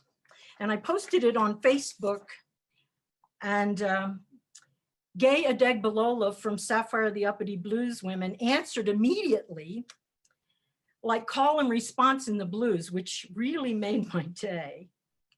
Anyway, here it is. Are you out there in the stealth night on the edge of blue, listening? Are you loving me for sending you this fix of heartbreak, slid down metal, taut and wound, electric? Are you? Are you dancing with the spirits of those who left us 40, 50, 60, 80 years ago? Dancing in a juke joint in RL's living room? Are you in the field picking cotton in the broiling sun, wishing for shade, any shade, a toothpick, anything? Can you feel it? The sweat, the thirst, blur between slave and sharecropper, slave and chain gang. Can you? Are you out there in the stealth night, listening, understanding, coming closer in, becoming, blues surging through? I suppose this is the closest to a Valentine's poem that I'm going to read today. This is called Ask Alice. I remember reading Through the Looking Glass with a friend, my first female lover. We both liked Vonnegut and Lewis Carroll. Our favorite saying was the Red Queen quotation when she gave Alice a dry biscuit. Thirst quenched, I hope. Tail end hippies in the late 70s, trying out a new kind of love. She taught me how to kiss, and I knew from the very first one, no dry biscuits here.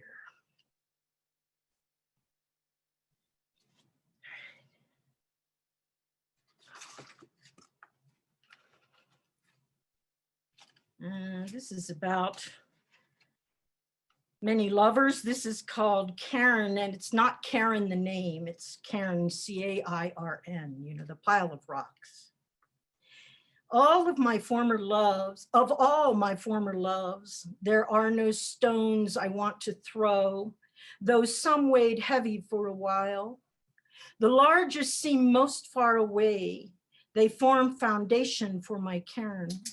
I place them, memories and lessons learned, gently piled zen in my feeling garden. Admire them in the aggregate, flawed and flawless. In the sun, wind, rain of time, worn beautiful again.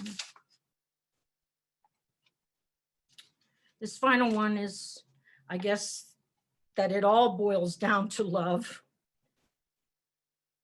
I quit smoking right before my 50th birthday. This is called I Will Smoke Again Before I Die.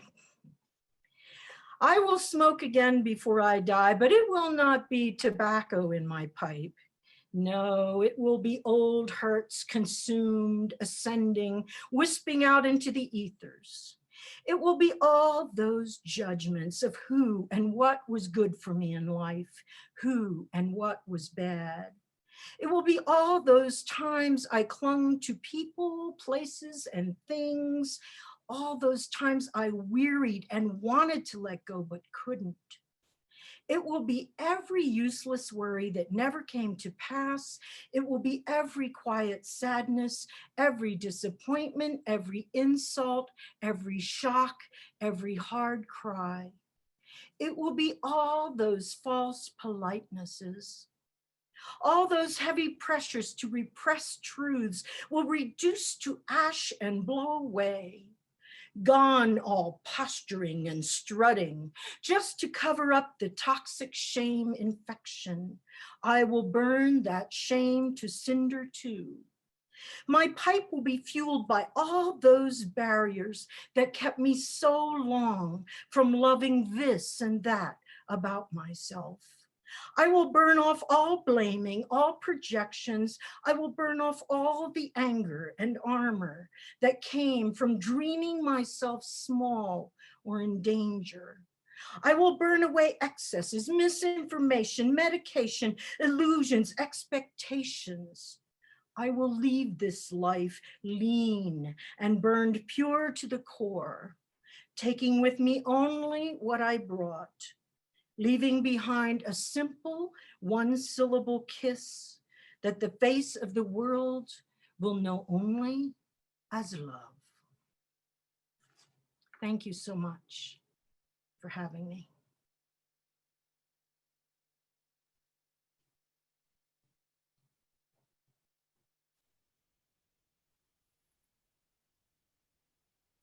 Mary Oishi, all I can say to you, my friend, is that I hope that I'm able to come down to Albuquerque before the end of your term as poet laureate.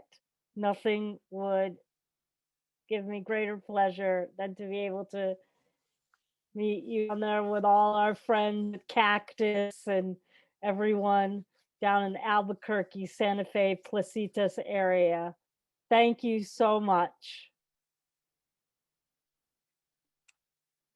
Well, we now have our slides to show you, so you can purchase information about how to purchase Charles Flowers, Lisa Mulrooney, and Mary Oishi's poetry.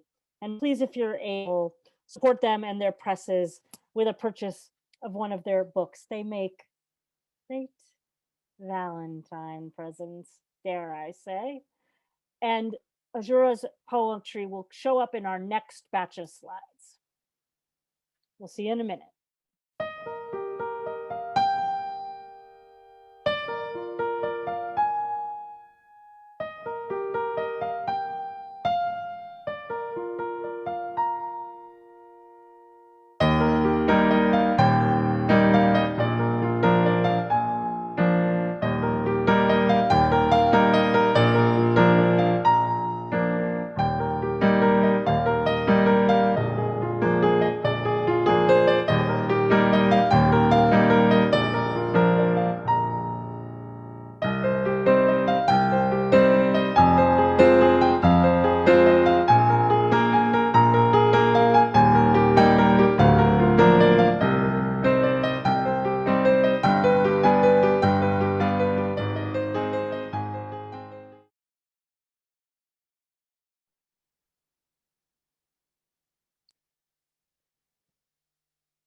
Well, we're back for our final set of our final three poets laureate at here, our Laureate LoveFest. And up next, what can I say? The name Stafford is synonymous and legend in American letters. And Kim Stafford, former poet laureate of Oregon, has assured that the name Stafford will continue its reach far into the 21st century. Kim Stafford's latest collection is the forthcoming Singer Come From Afar from Redhead Press, just around the corner this April. Would you please welcome former poet laureate of Oregon, Kim Stafford. Thank you, Sandy. Thank you, everyone, for gathering. I'm going to read a poem from this forthcoming book. It's called White Flag Patriots. You know, the way poetry works for me, a phrase comes out of nowhere, and I spend my life trying to nourish nowhere. So these gifts will keep coming. And this phrase, White Flag Patriots, came to me. Well, who might they be? White Flag Patriots. The children went first because they had the most to lose. No color, no emblem on their flags, no shouting, surrendering instead as they shuffled toward the White House, some crying, some stern, a few humming lullabies their mothers had taught them. In the rose garden where men babbled into microphones, the children lay down on the grass to watch clouds drift west until speeches trailed off and only the wind was heard. Then white flags flashed in the wind as the children rose and sang together, "You have overcome, but we are not afraid." This next poem I wrote for Claudia. We had a chance to read together in Seattle, and she told me about going to Salvador and visiting her father, and on the way home, coming into a ravine, a jungle ravine, and there was a woman selling little jars of honey. And everything was, Claudia bought a jar. Everything was fine till she got to Houston, and then the customs agent took the jar of honey. So I wrote this for Claudia. It's called For the Customs Agent Who Seized Claudia's Jar of Honey from El Salvador. Para probar, she said, taste it. Let it sizzle on your tongue. Take it home smuggled in your dark pocket and with a spoon drip it to the tongues of your children, slow sips of joy, so they may know how sweet my country once was, in spite of war and sorrow. Tell them about the ravine with flowers the soldiers missed, but the bees found, swarmed humming and humming, zumbando y zumbando. Remind them how a mother could sit by the road with her daughter in her arms and a few jars of true gold.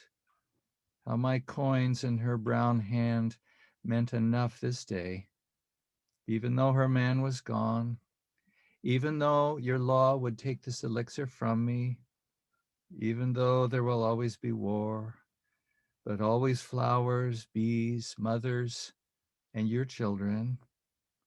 And if you have no children, if you do not wish to think of war or my country or the woman by the road, still, I beg you, taste this honey. Let the sticky song of 1,000 flowers give your body the deepest, oldest pleasure. Do not lose your chance to know how sweet my country once was, in spite of war and sorrow, a pesar de la guerra y el dolor. To Claudia. So this is a little book. As poet laureate, I started noticing a lot of Spanish-speaking people in my audiences. So I decided, I better make a little book with facing translations of English and Spanish with help from my friends. And this is one of the poems from that book called Citizen of Dark Times. Agenda in a time of war, be not afraid. When things go wrong, do right. Set out by the half-light of the seeker, the well-lit problem begins to heal. Learn tropism toward the difficult. We have not arrived to explain, but to sing. Young idealism ripens into an ethical life. Prune back regret to let faith grow. When you hit rock bottom, dig farther down. I love the Spanish for that one. Cuando llegues al fondo, cava más abajo. Grief is the seed of singing, shame the seed of song. Keep saying what you have not said. Plunder your reticence. Songbird guards a twig, its only weapon, a song. And let's see, one more here for my wife, since it's Valentine's Day. It's called My Wife Wakes Me at 3 a.m. to tell me she is overwhelmed. Not for joy did we marry, but for this. To hammer through the to-do list in the dark, despair shared, one to lament and one to listen, knowing nothing can be done before dawn, but still, the quiet aria, fierce prosecution of the self. As I say, what can be done will be done in time. For soon the tide will turn, days will bloom and fade, impossible imperatives will shrink to their true size for her, but rise as a tidal wave for me. And in the night cast down, I will be the one lamenting to my bride at the dark heart of my defeat. And she will tell me all is well in this dance we do for one another. Thank you all. Privileged to be with you.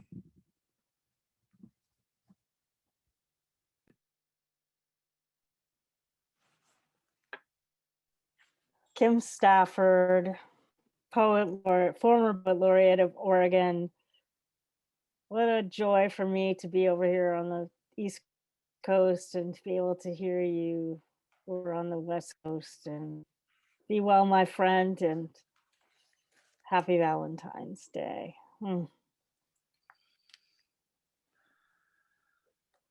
Well, my friends, our next poet laureate knows a thing or two about serving as poet laureate. Carmen Tafolla was the inaugural poet laureate of the city of San Antonio,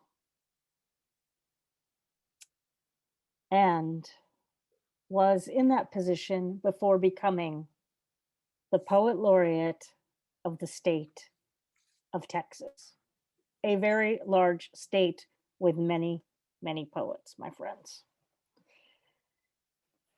Carmen Tafolla's resume is exemplary, with over 30 books to her credit. The latest book, however, is Carmen Tafolla, New and Selected Poems, published in the Poets Laureate series.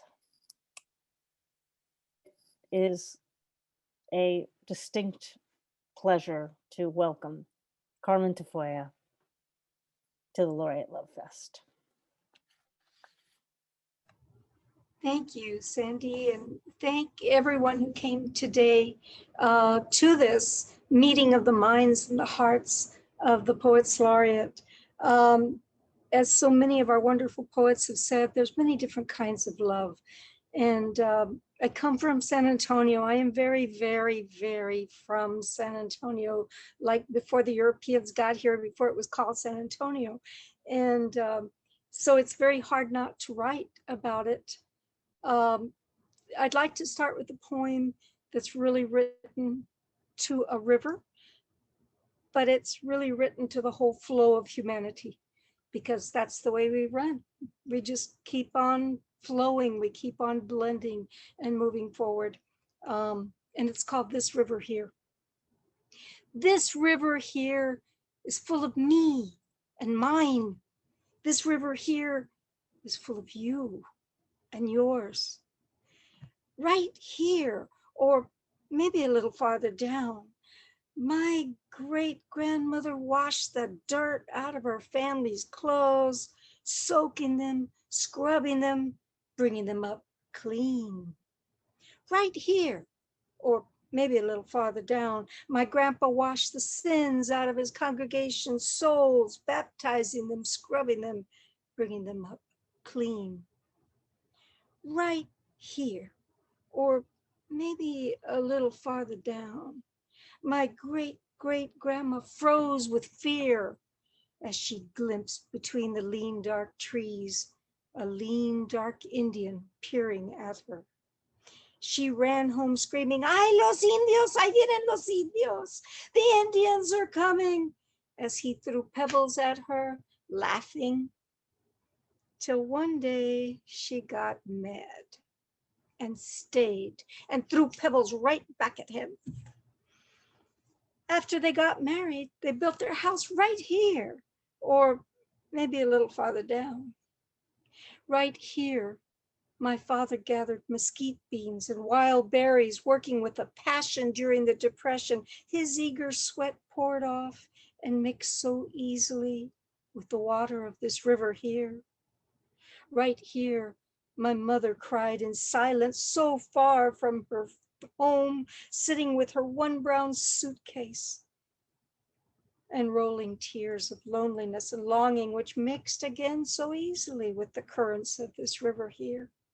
Right here, we'd pour out picnics and childhood's blood from dirty scrapes on dirty knees, and every generation's firsthand stories of the weeping lady La Llorona, haunting the river every night, crying, "Ay, mis hijos." It happened right here. The fear dripped off our skin and the blood dripped off our scrapes, and they mixed with the river water right here. Right here, the silence and the stillness of those gone before us haunt us still. Now grown, our scrapes in different places, the voices of those now dead, quieter, but not too far away. Right here we were married, you and I, and the music filled the air, danced in, dipped in, mixed in with the river water. Dirt, sins, fear, anger, sweat, tears, love, music, blood, and memories. It was right here. And right here we stand, washing clean our memories, baptizing our hearts, gathering past and present, dancing to the flow we find right here, or maybe a little farther down. The next poem I'd like to read is to my daughter. It's entitled Marked. It was written when she was very young. She used to write on her hands.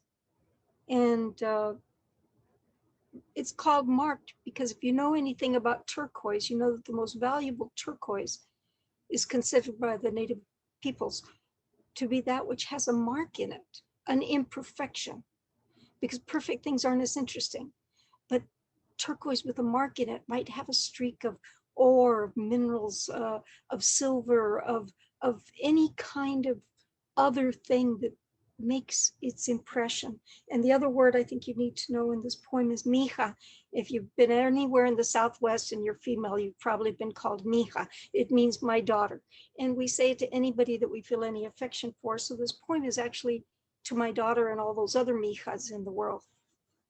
Marked. Never write with pencil, mija.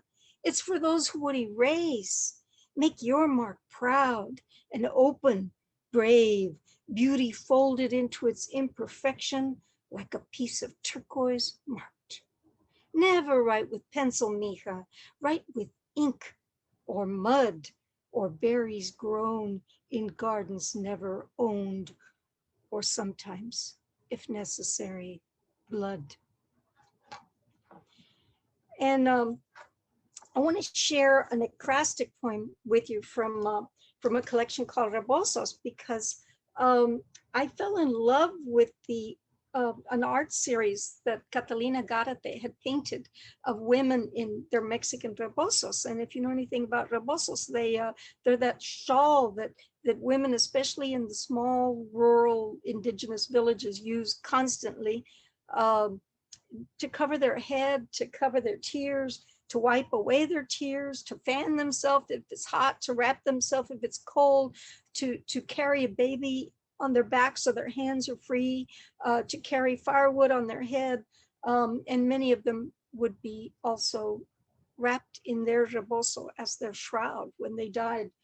And her paintings were so magnificent because you sometimes didn't even see the face of the woman, but you saw the posture, the gesture, the drape of the reboso. And in one of her paintings called Lunch, the woman whose face you can barely see, but you see a certain devotion and love coming out of that face. You feel it off of the colors in the drape of the fold of the reboso, and you see a little basket under her hand.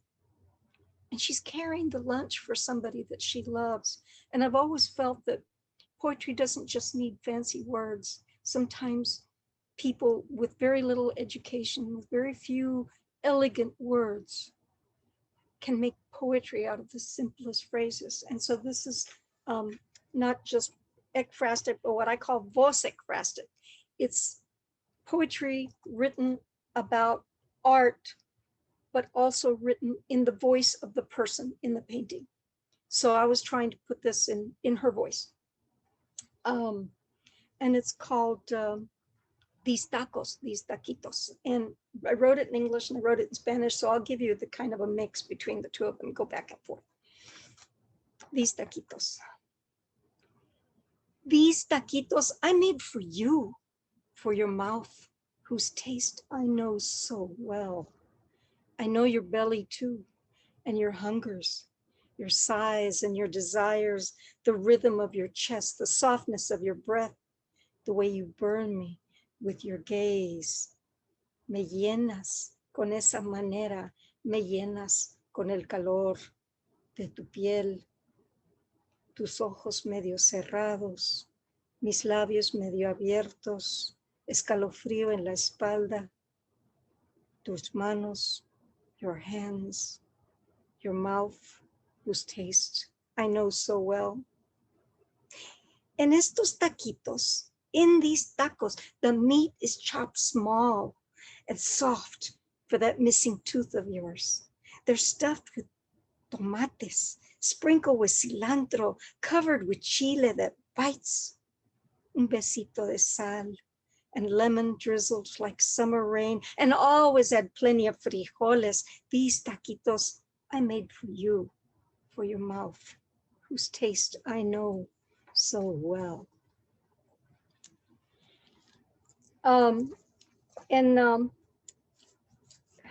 I was married 38 years, very wonderful years before my husband passed away. And I still write poems to that man. I feel like we are separated only physically, but not emotionally. So I'm going to read something that I wrote for him a very long time ago. He was still alive. That's how long ago it was. Anyway, and it's called No Tienes Límites. The poem's in English, but the title's in Spanish. You have no limits is what it translates as. A slice of you does not fit on paper unless one wears glasses ground with filters for the sun. A slice of you bursts with pleasure in the mouth, can only be tasted at midnight when ink cannot testify and time and consciousness are turned off so humans can exist without limitations. And then I want to close with two poems. One is to a man and one is to all of humankind. So they both qualify as Valentines, I think. Black sky, the gift of darkness by the river, a blanket drenched in magia, melted chains of earth and freed the universe. Black sky was shining from your chest.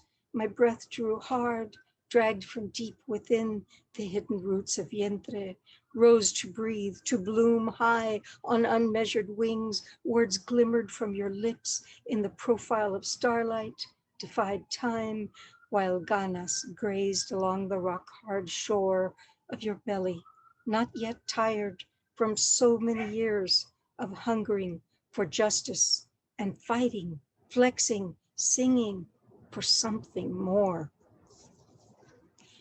And the last of the poems I'd like to share with you today is from a collection called Sonnets to Human Beings, because the time is gone when we have time to just write a sonnet or all of our sonnets to just one human being.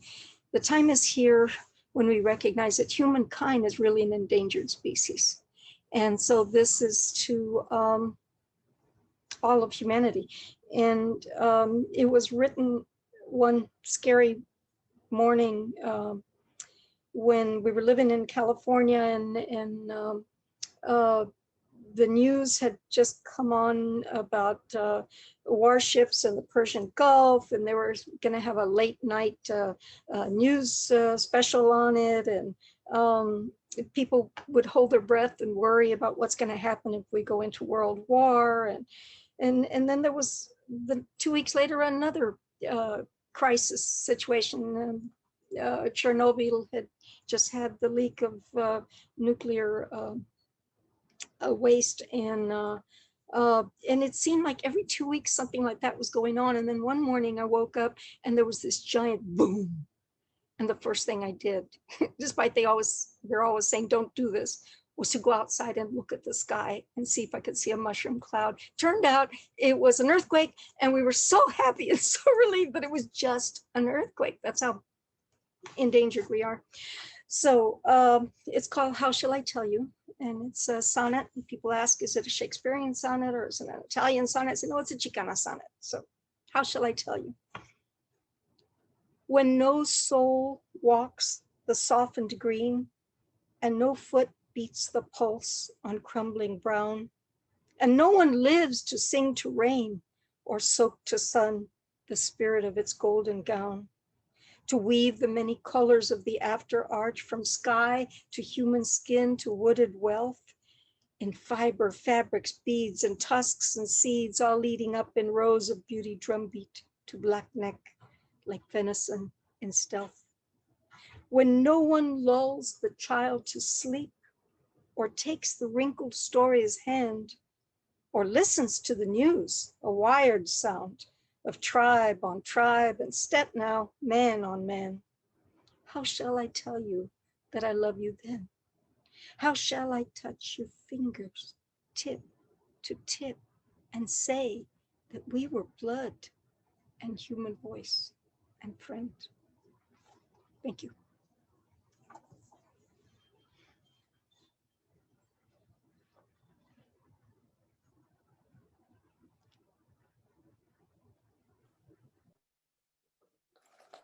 I'm a little overwhelmed by all the poetry, my friends. It's the crescendo of it all is extraordinary. Muchas gracias por su poesía, Carmen Tafolla. And as you know, you have many friends in the Olympia and St. Martin's University area. Poet Laureate of Texas. Our final poet laureate for today's segment of the readings. Remind you, we have a conversation coming up next, a discussion after a short break. I get a little choked up thinking about the fact that I first met Laura Tohe. Years ago, when we were both studying poetry at the University of Nebraska in Lincoln. And back then, Laura's voice was already significant. And of course now, as the Poet Laureate of the Navajo Nation, she represents the poetry of this continent's first poets in her own original voice. And I hope you've had a chance to read her poem in this recent anthology, When the Light of the World Was Subdued. Our Songs Came Through, edited by Joy Harjo, along with Leanne Howe, Jennifer Elise Foster, and many contributing editors. It's amazing to actually hear. I was able to go to the launch of this extraordinary anthology to hear about how this group worked to put this anthology together. It is my absolute joy and real honor to introduce Laura Tohe, Poet Laureate of the Navajo Nation, to you all here. Thank you, Sandy, and to Kim for inviting me to be part of this gathering of poets. I've enjoyed all of your poems, and it's a real honor to be here as part of these voices of poetry on Valentine's Day. So happy Valentine's Day to everyone. I want to read this first poem. This poem comes from this book called Say It, Deep in the Rock, and this place is on the Navajo Nation homeland. Some of you might know of it as Canyon de Chelly, but we call it Say It, which means deep in the rock, and that's what I named my book. That place has a lot of stories of people living there, raising their families, but there's also a dark side to that canyon when the Navajo people were forcibly removed and sent to Fort Sumner, where they were imprisoned for 4 years. But there's a lot of other things that happen in that canyon, and so I wrote about that in this book. And of course, there's love in there too, because I feel a very deep love for my homeland. And this poem is called deNiord, which means the people's homeland. The people are the Navajo people. We also call ourselves deNiord. The silver breath of 1,000 horses, and it is only yours that I seek. I happily step over into existence, into our canyons, our rivers, our mountains, our valleys, sky beauty above and earth beauty below. Oh, how I've missed you. To think I was away for so long and you were always there, waiting on the red earth to hold yourself open and offer to carry my burden. Part of that separation was when I was in Nebraska, in Lincoln, taking classes.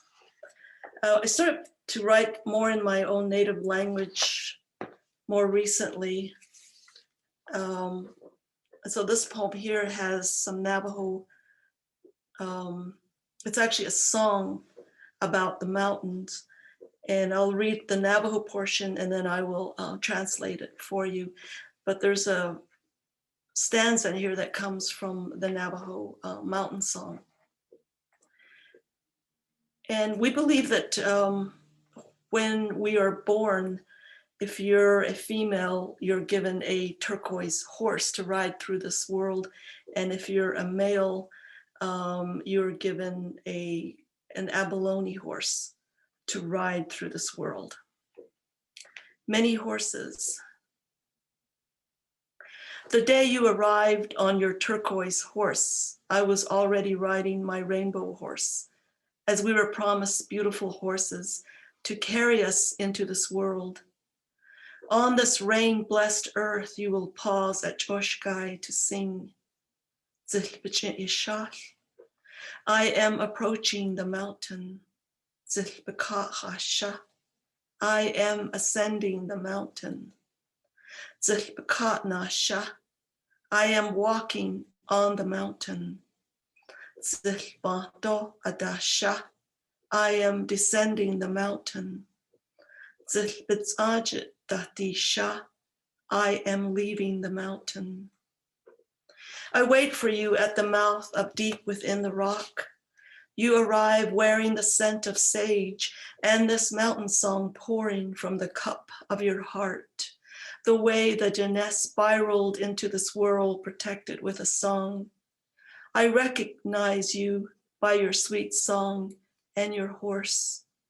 We urge our horses on tracks embedded in the sand. I made a boo-boo earlier. I meant that males were given the turquoise horse and females are given the rainbow horse.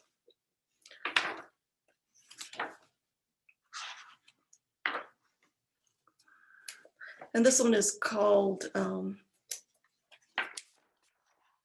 Poem About You. Just to be near you, to watch you awaken in your bed at dawn, to hear you say, "Ntlohish, are you cold?" Then you pull the red blanket over my shoulders. Your heat feels like no other lover's noonday rendezvous. Your beauty stuns even in the glare of this light. When you call, I'm all a fumble, gathering the miles and hours between us. My hungry heart in chase of your kisses that settle in the cups of my elbows. Your breath blowing through my hair. You ask nothing of me, yet I eagerly surrender my crusty obsessions with time and cities. I can't go near you without feeling the earth sing through you. At the edge of day, when I leave, the wind is a painter shifting the sand dune of our bodies on its canvas. I really enjoyed writing those poems about the canyon and all the stories that are there. So, and there's another poem here I'm going to read. It's written in 2 languages, but I'm just going to read the English version to you. It's called Partition. The window demands one side of the room. We face it in the yellow of Roma. In the noon of morning, you're the still heart, the one with liquid silver lips that I try to kiss in the autumn of blackbirds and dark women begging at church doors. I try to kiss you into light, into a heartbeat. Can I? My sleeping beauty on the other side of the bed, on the other side of the ocean. And I do have a poem about, I love a poem about a human being. This is called 1977 Approximately. The plane shook and awakened me. I watched with curiosity as spears of light hit the earth's surface like tiny explosions. I closed my eyes again and thought of you still 1,000 miles away. In a few more hours, the flight would land in the desert valley near the mountains. The stars would have sprinkled themselves across the midnight sky by then, and I would be home. In the lobby among the other passengers, I am frumpled, disoriented, and still dazed from sleeping 32,000 feet above the earth. I search for you among people moving. Suddenly a young man appears walking hurriedly, hair freshly washed and glistening like sunlight, linen shirt neatly pressed with the creases a little crooked. Is this my love arriving fresh as a full moon? It's way past midnight and he's so bright. In your arms and I am home. You ask if I'm hungry, so we drive to the restaurant on 9 Mile Hill and eat our favorite meal. Afterwards, we step into the desert quietly breathing between the stars and the fluorescent lights splattered beneath the mountains. It's 2 or 3 in the morning and we finish the night making fierce love. Take this night in which I give you all of me, plant it in the moonlight of our youth, let it bloom. And in the gray hair of our lives, let us reap the harvests of this night. I will wait for you, my desert, my moon, my love. Thank you.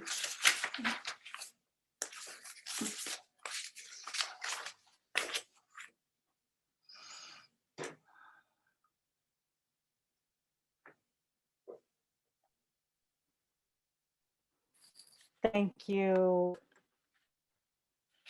so much, Laura Tohe, poet, laureate of the Navajo Nation, and until we meet again, may you continue to walk and sing the songs of that mountain. Be well.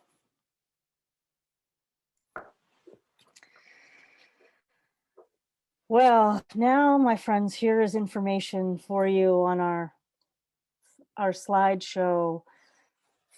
For now, a review of how you can purchase the book of all of our poets laureate, as well as a reminder of their extraordinary biographies and contributions to the community and communities that come together when poetry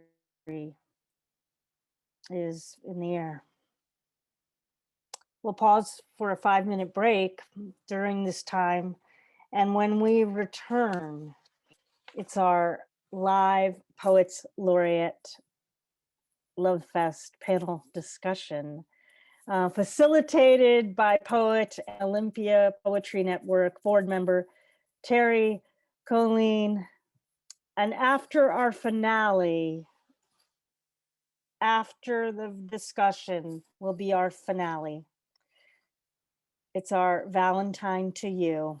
It's from current US Poet Laureate Joy Harjo. Again, that's immediately following the panel discussion. And a reminder, there's going to be a survey that you'll be receiving, and please fill that out for the opportunity for one of you to have a chance at a special signed Laureate LoveFest gift. Well, my beloveds, happy Laureate LoveFest Day. And I'll see you soon on Cultivating Voices Life Poetry. Peace, love, and poetry.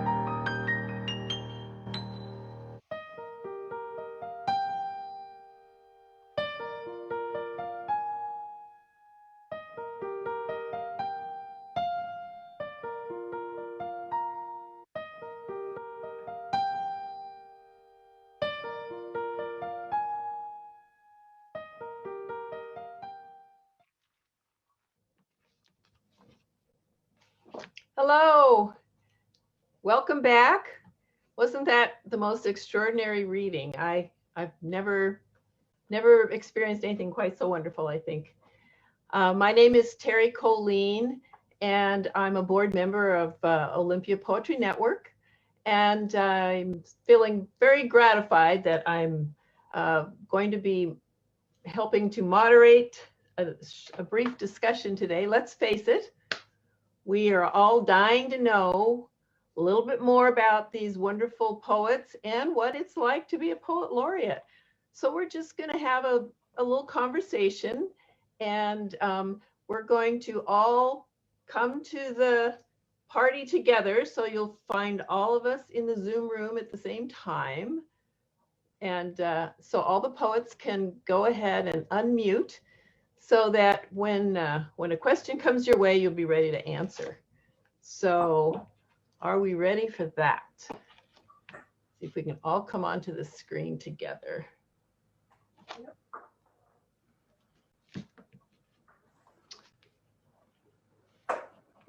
Are we all together? Oh, I guess maybe, you know what? I think I have to do this. Okay.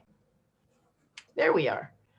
All right. Well, I am just going to kind of randomly toss these questions out, and I will be kind of pointing at you so you'll know who should be responding. I think the first one will go to Chard. And Chard, Yes. hi, welcome. I'm going to ask you the question of when did you first know you were a poet? You know, I don't know if I self-consciously knew. I remember as a 9th grader, maybe as a 10th grader in high school, writing a few lines that were pretty, I don't know, innocent and simple. They were lead me out into the fields under the blue sky so that I may learn to speak the truth as easily as the long grass sways in the wind. That just lines that just came to me, but they were enough to kind of spark a lifelong interest in writing. I ignored a lot of my schoolwork after that and just began to write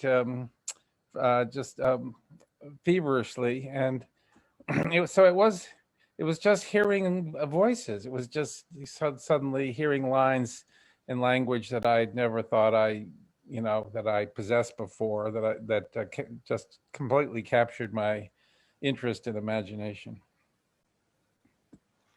Well, that sounds pretty cool. I think, there might be some others who have a similar experience. Unmute yourselves if you are going to be prepared to be answering a question. Otherwise, I won't call on you. So, Mary, how about you? Maybe the same question. When did you first know you were a poet? Well, I started writing parodies of songs when I was in 2nd grade, but I sent away my first poem when I was 13 years old, when I was in 9th grade. And I sent it to a magazine called Read. And could you bring me my interview book? I didn't tell anyone that I had sent it, but it did get published. And my English teacher, who may or may not have been on this call today, she noticed it and called me up and then said, "Do you have more poems?" And I said, "Yes, I have lots of poems." So she said, "Well, bring them in because I did my master's thesis on the publication of Emily Dickinson's work, and maybe I could help you." And she gave me books by Edna St. Vincent Millay and Carl Sandburg and all kinds of people, Emily Dickinson, of course, and E.E. Cummings. And so that I credit her with saving my life because she encouraged me to continue on with poetry. Oh, that's good. Yeah, poetry saves a lot of us.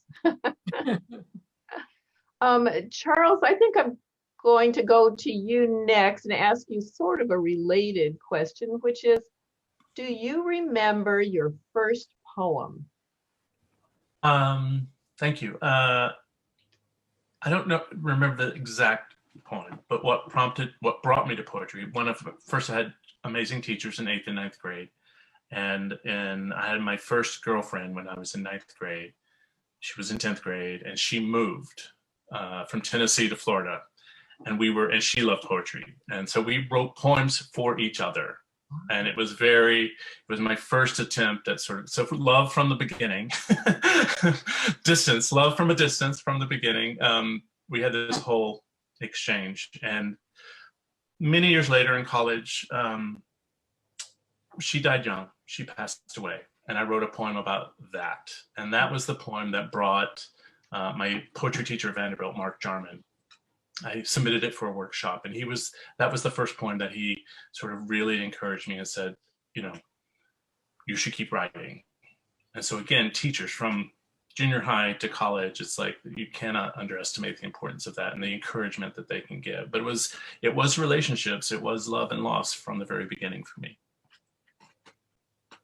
Yep, I think we can all relate to that. Oh, that's interesting.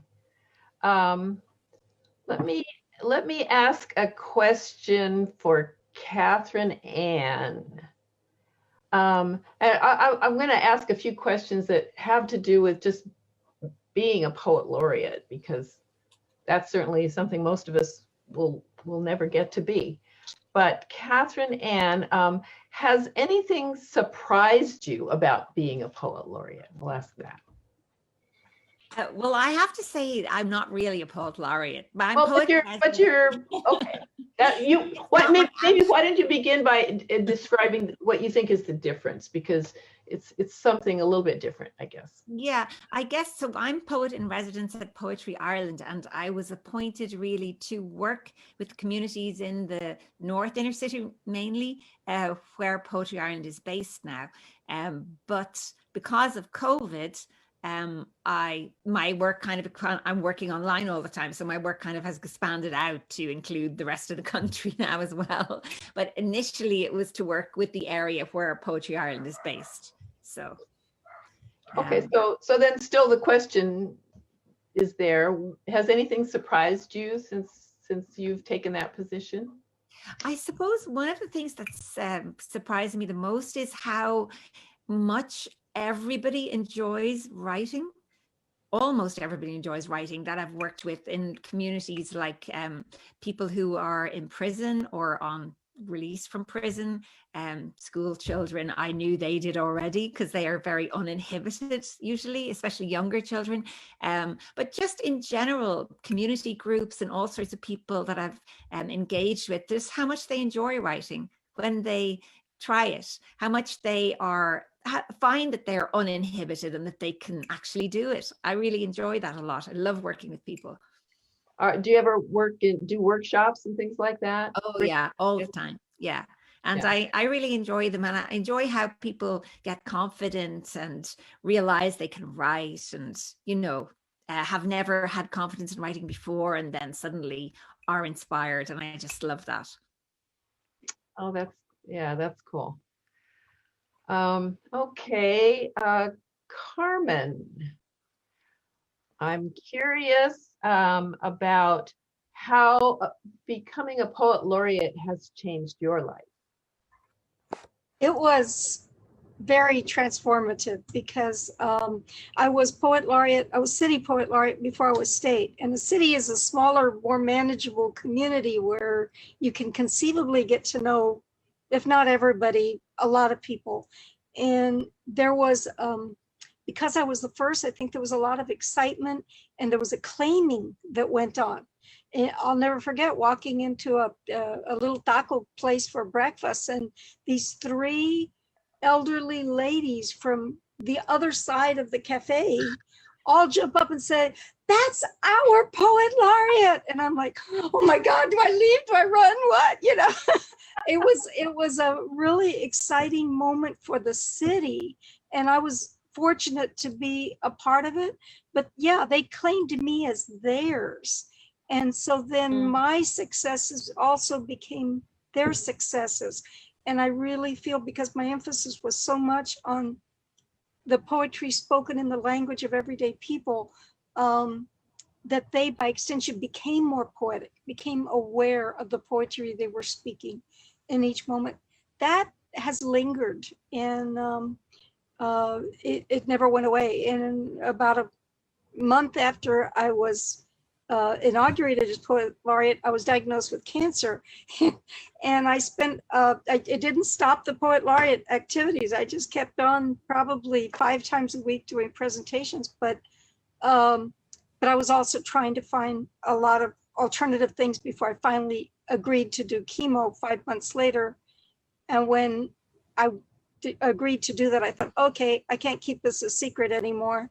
And wrote a letter to the newspaper about our health and the things that we can do towards our health and the awareness of what we eat and what our environmental exposure is to carcinogens and things like that. And the community was wonderful. And they were already part of me. So I'd get a phone call on a Sunday afternoon and I'd tell my family, don't worry about it. Magdalena's bringing chicken soup, a big pot of chicken soup. And they're, who's Magdalena? And I'm like, I'm not sure, but she's coming to the house to bring soup. So there was a claiming and a bonding.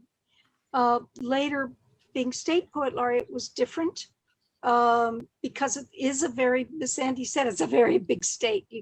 I'm in the middle of the state and you can spend 10 hours minimum driving to the northern most point. So it's hard to reach these areas, but I wanted to be able to reach the poorest school districts, the ones that never get to bring anybody in. And that meant places like Terlingua in West Texas or El Paso or the Isleta Reservation or East Texas with Houston or down in the Rio Grande Valley on the border or up in, the Panhandle. So I had to go ask for money because, while Texas had a state poet laureate since 1934, they never allowed any kind of a budget for it. So there was nothing to support those activities. And so having to go to your local grocery store and ask them, will you support this, or your library or your university? And it built a bond. It bonded us together because we were trying to do this together. So that was what was so significant for me about it, was that all of a sudden the community that I knew a few people in and identified with and whatever was like everybody knew me. And so by extension, when they said hi, I said hi. So I gained like a whole city. Yeah, a big family. Yeah. But by a show of hands, how many of you have ever been recognized? She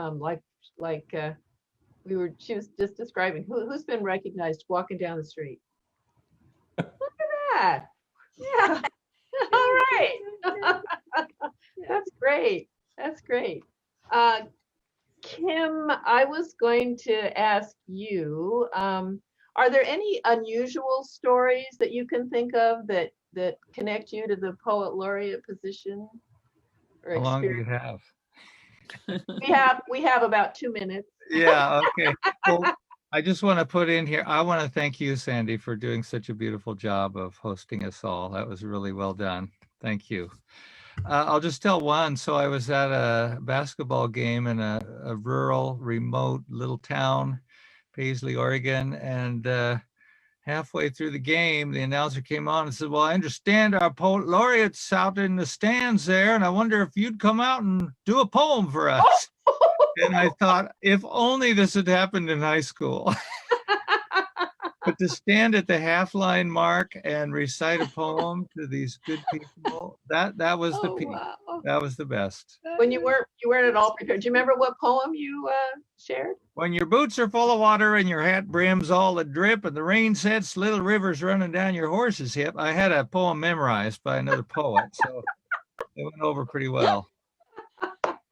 Oh, yeah, I guess you always have to keep a poem in your pocket, don't you? Right. Yeah, you do. Okay. Azura, I was wondering if you've ever had a poem elude you, something that you felt like you needed to be writing, but it just wasn't showing up. Ooh. Yeah, I've been thinking about that a lot, actually. I got into poetry through slam, which is like a competitive environment and also like very like message driven and like political, like overtly political poetry. So I have always felt like a pressure and also inspiration to write for the times.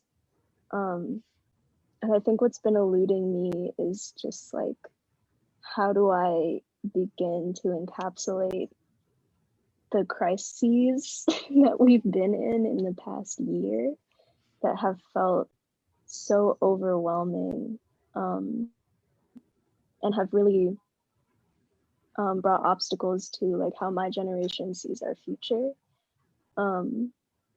So what's been eluding me is just wondering if like words are enough sometimes, because I think in my poet laureateship, where I was fortunate enough for my community to put me in a position to articulate everything going on like in my city, and like for like my identity as like a Black and brown person. In doing that, like I realized I don't always have the language to like capture everything that we're going through as a society. So I think what's eluding me is being able to capture that and process all that we're going through, but also to like start from the personal too, because the personal is political. But yeah, I'm on my way. I'm always learning and getting closer to what I need to articulate and put forth. So. Thank you. Yeah, I think that's a hard one. All right, this is a hard time, but it is creating some amazing poetry while we're at it. I mean, so let's see, Grace. How about, have you ever been asked to write a poem for a particular event and then you just felt like, I just can't crank that out? I am asked to write occasional poetry all the time. And I think always people have wanted poems for weddings. So that kind of hones the craft a little bit, even before the laureateship. But I actually have to resort to alchemy when nothing else works. So I gather language. Jane Hirschfield said, language will always lead to the heart. And I will pick a bunch of words that are somewhat commensurate with the idea and just start with language. And usually it will shape itself and things will work out pretty well. But I actually enjoy it. It's an honor, starting with the governor's inauguration when I was chosen laureate. And so if I don't have to present it physically, it's actually easier. I think Zoom has taken away a lot of stress in presenting poetry, frankly. I mean, we can, first of all, be in our slippers and be on Mount Olympus both at once. So I love everything that's given to me. And the COVID has kept me energized because I do workshops daily and I have all that energy, that beautiful energy coming in my room. So it's been very beneficial to me personally. Oh, that's nice. Lisa, let's see. Have you ever done a reading and thought you really knew your audience, and then, but somehow in the midst of everything, something just didn't quite work and you really wish you could take that poem back? That's actually happened to me a lot, more than I care to think about.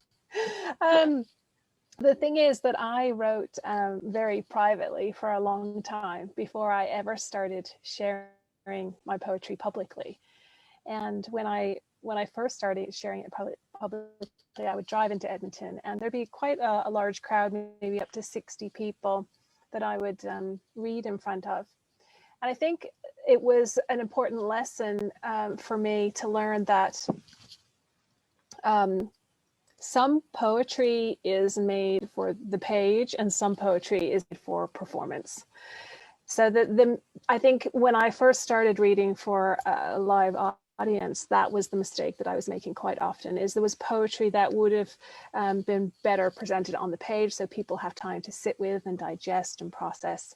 And then nowadays I can sort through my poetry and I have a better sense of what would appeal, what would be better spoken aloud. So, but I think that's part of the learning curve. We learn more about ourselves and about our poetry, and we get a little better at it as time goes on. Yeah, hopefully. Hopefully. Laura, I'm going to ask Yes, we hope so. I'm going to ask you the same question, Laura. Maybe you have similar experience. Yeah, I think so. I think you're right. I've had that same experience, Lisa. My poetry actually started out as I started out as a closet poet. I didn't show my work to anybody because I was afraid to show my work to anybody because I just thought, it wasn't poetry or it wasn't good enough, or, I just didn't feel I had that confidence to write things. So for a long time, I would write things and I wouldn't show it to anybody. I just kept it. And then a few years later, when I was living in Albuquerque, there was there seemed there was a lot of people that were starting to write. And so I decided, okay, I'm going to try myself working. I'm going to try doing that again. So I started writing, and I was fortunate to get the mentorship of Rudy Anaya and Simon Ortiz. And they really, helped me as far as getting my work, in front of an audience, but as well as publishing. But I just felt like I was really out on my own, just sort of trying to swim and stay afloat. And so I really didn't really know anything about what is my audience, what can I read in front of an audience. So it really was just a lot of learning for me. And I think now I'm better at reading an audience. So I try to think about, what do I want to read and what do I think my audience will want to hear. And when I read in front of a Navajo audience or a Native audience, it's quite different than reading in front of a non-Native audience, because the Native audience are looking for something that's in a lot of ways healing or encouraging, or they want to see themselves, or they want to see, they want to see themselves, I think. And not so much, when I read in front of a non-Native audience, it's a different consideration that I have to give to it. Well, the poems you brought for us today were fabulous, and you obviously have figured out how to make that all work. For today. Yeah. I think I'll ask Chard if you have any advice for folks out there in our audience who might aspire to be a poet laureate. I think it's good not to be too self-conscious about it. I mean, it's always wonderful when it comes as a surprise, so you get a call and someone says you've been chosen to be the poet laureate. It's something that, that I think it's dangerous to try and just to aspire to that kind of position, and much more important just to write and to, I was just listening to everybody's talking about just the idea of being a poet and becoming a poet, your first question. And, in these books that these interview books, I asked the same question to lots of poets. This first book, I interviewed Jack Gilbert and Ruth Stone and Donald Hall and Galway Cannell, Robert Bly, Lucille Clifton. And I asked Galway, I said, how do you feel about calling yourself a poet? And he said, I said, do you think it's dangerous to think of yourself as a poet? And he says, it's not dangerous. One may hope that one is a poet or even believe it, but it's ever all around if someone else declares it. And so I think that's a kind of a nice way to think about it. And I mean, it's, you wonder the whole time you're writing as a poet, if you've written a good poem, or that can be a very elusive venture. You might think you've written a wonderful poem and it's going to affect everybody the way it's affecting you, but there's just no guarantee of that. And so when someone else acknowledges that you've written a good poem, or it means something to another, that it crosses over, and to the point, especially if enough people think you should be the poet laureate of the state or the country, it's just an enormously surprising thing. But at the same time, it's important, really vitally important, for it not to go to your head.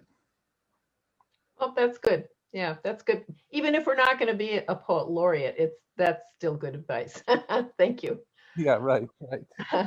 Well, we are getting close to wrap up, so this is what I'm going to suggest.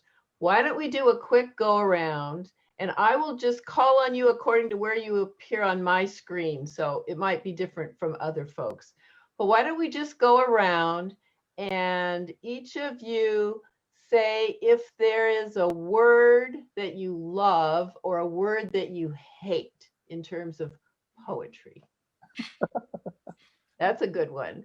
So it could be how, something you avoid completely, or just you end up using it all the time and you want, darn, I wish I wasn't using that one all the time. But anyway, you can elaborate just a teeny bit if you want, but this will be our wrap up question. So we'll start with Catherine Ann. Chard. Yes. The word chard, not chard now, but chard. I just think, yeah, there surely is a better word than that.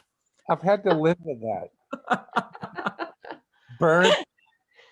Okay, how about Grace? My real name is Richard. So my mother, he wasn't done talking. My father had the same name, and she said, no, it can't be Richard or Dick. So she said, let's call him Chard. So I had to live with it. Oh, yeah. I did say shard, right? Not chard. Yeah. Oh, shard. Oh, like a yeah. But he heard it. Like a shard of glass. Yeah, that's good. Yeah. I side note that Jory Graham is actually Marjorie Graham. Yeah. Yes. Okay. Grace, I'm getting to you, Grace. I'm not crazy about moist. Oh, about moist. Yeah, it's a bit icky, all right. I love all the others. Okay. Interesting. We're all picking up on the ones we hate. Could be love or hate. So we'll go. Laura, how about you? I can't think of any word that I dislike. I think I love words, and I always have. So I can't think of anything that's any word that I dislike. How about one you love?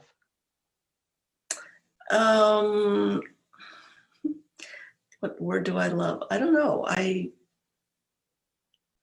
There's nothing coming right out. I just, Okay. Sorry. Well, we'll move on. And if it comes to you, just give me a signal and I'll come back.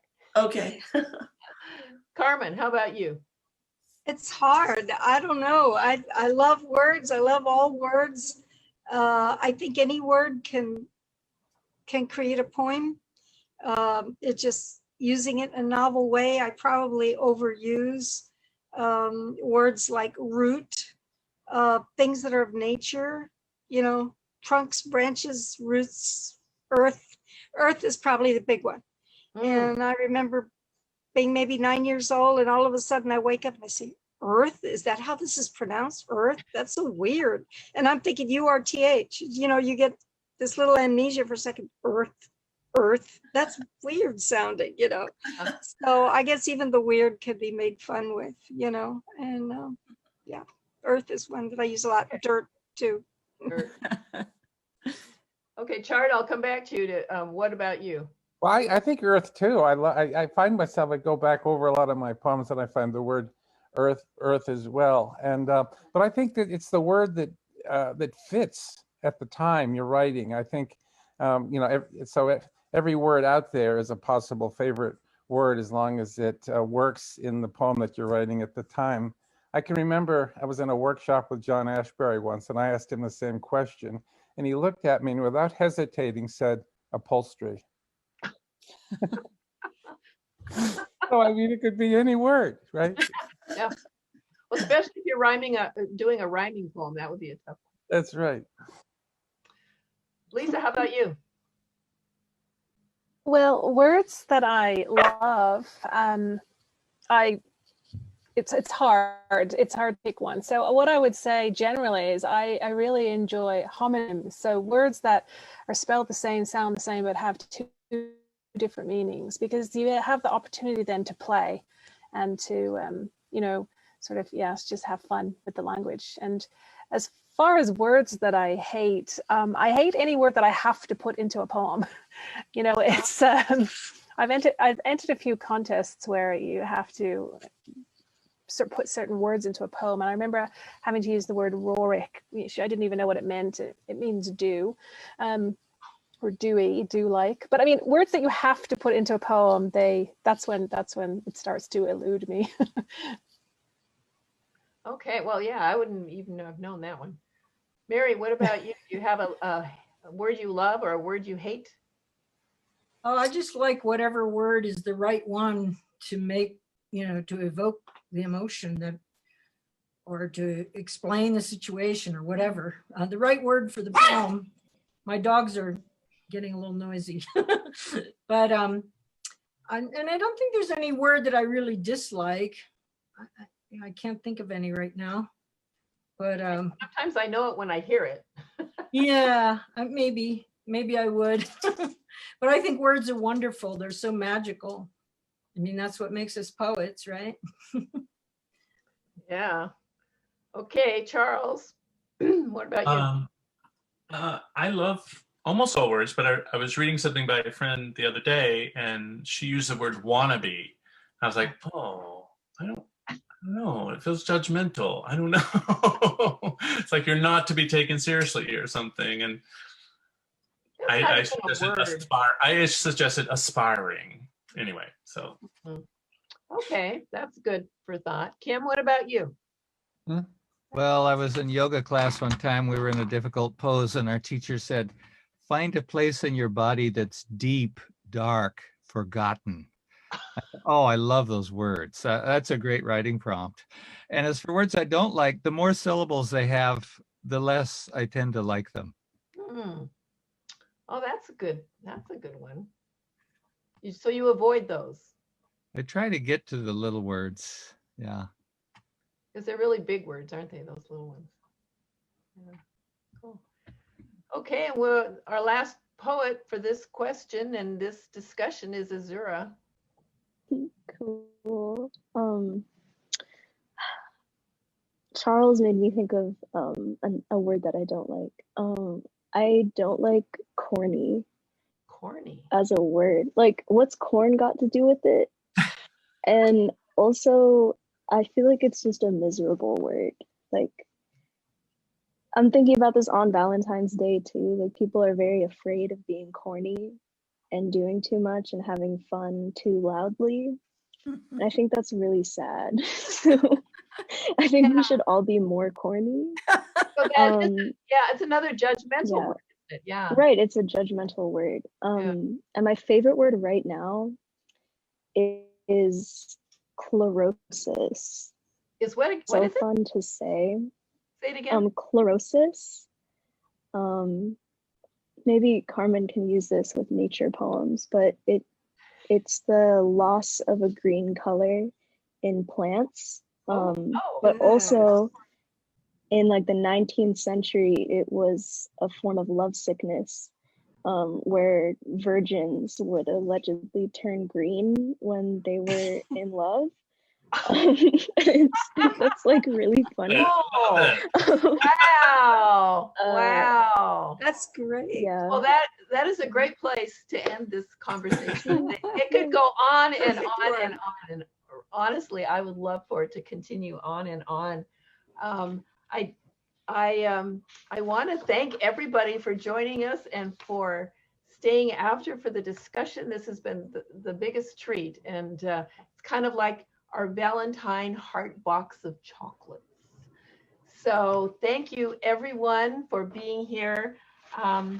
We're just going to be wrapping up. We have one more fun thing to do, but before that, I just want to say, I want to thank the LoveFest committee and all the hundreds of hours that went into putting all of this together.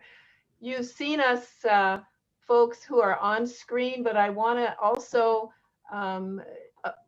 give some really terrific thanks and great applause to a couple of behind the scenes folks that you all haven't been seeing. One is Kim Ports Parsons. She's been our Zoom wizard, and what could we have done without her? Nothing. And also Patrick Dixon, who created and managed all of our slideshows, and there he is. And so great thanks to you guys. So for our final treat, Joy Harjo is in her third term as U.S. Poet Laureate. And as a member of the Muskogee Nation, she is our first U.S. Poet Laureate who is a Native American. And she has so many honors. It would take a very long time to list everything, but included in those are the American Book Award and the Ruth Lilly Prize for Lifetime Achievement from the Poetry Foundation. So let's roll her video, which is our final tribute or our final Valentine for all of you.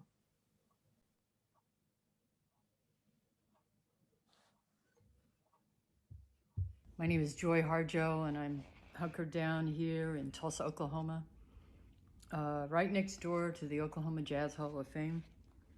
But they have their doors closed. Everyone does right now, to kind of stay in and think about things and remember. It's kind of a time to remember who we are.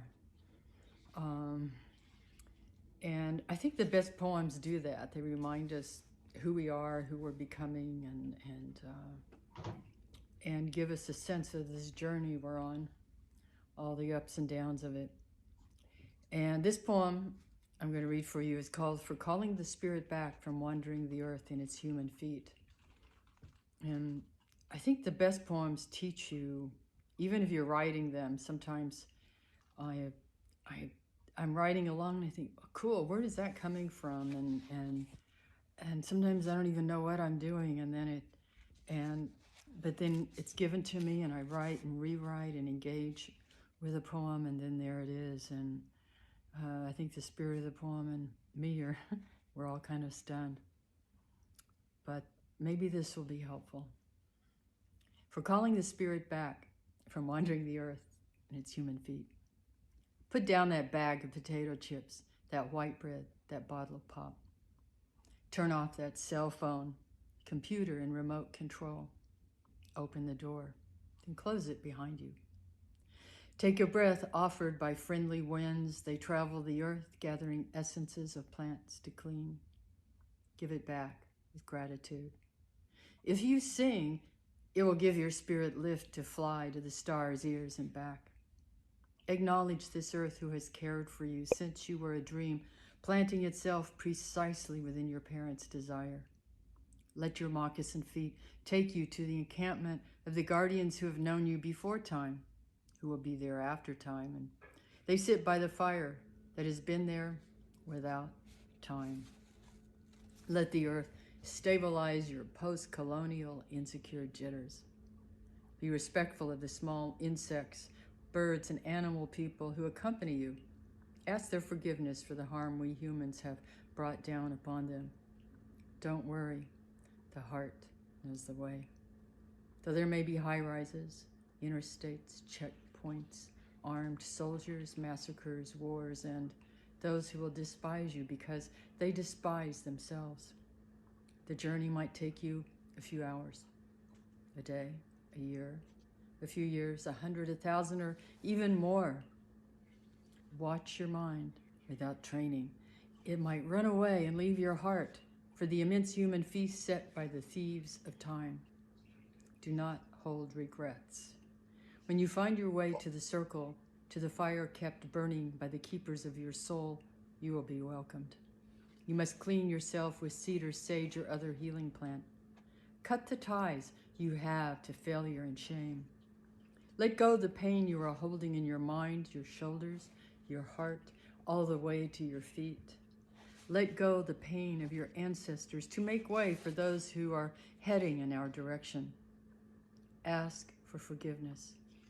Call upon the help of those who love you. These helpers take many forms. Call your spirit back. It may be caught in corners and creases of shame, judgment, and human abuse. You must call in a way that your spirit will want to return. Speak to it as you would a beloved child. Welcome your spirit back from its wandering. It may return in pieces and tatters. Gather them together. They will be happy to be found after having been lost for so long. Your spirit will need to sleep a while after it is bathed and given clean clothes. Now you can have a party. Invite everyone you know who loves and supports you. Keep room for those who have no place else to go. Make a giveaway, and remember, keep the speeches short. Then you must do this. Help the next person find their way through the dark. Invite everyone you know. Meadow, thank you. Keep the speeches short. Then Well, you must do this. thank you all so much for coming here today to Laureate LoveFest 2021.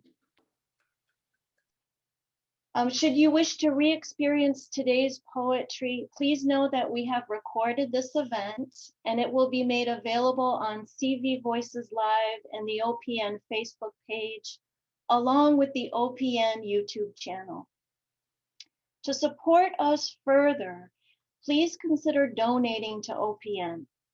You can find the link to the donate button in the chat. Your donations help fund events like this, so we are very grateful to you.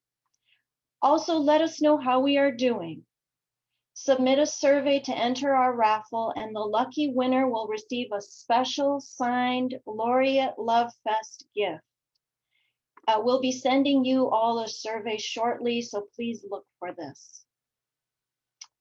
Again, a warm thank you to our outstanding Poets Laureate, to the hosts of this event, OPN, Cultivating Voices Live, and St. Martin's University, all partners that take great pride in celebrating the magic of poetry and community through reverence for the word. In addition, we are grateful to our sponsors, Arts Washington, Humanities Washington, and Browsers Books, who have helped to make this Laureate LoveFest possible today. In addition, we are also grateful to Olympia Copy and Printing for their donation of printed materials. Thanks to our city and state officials who are also here in support of the arts. We are very blessed today to experience together the beauty, the magic, the vitality of poetry. Thank you for your support of the arts and attending this magnificent event today. Have a wonderful Valentine's Day and blessings to you.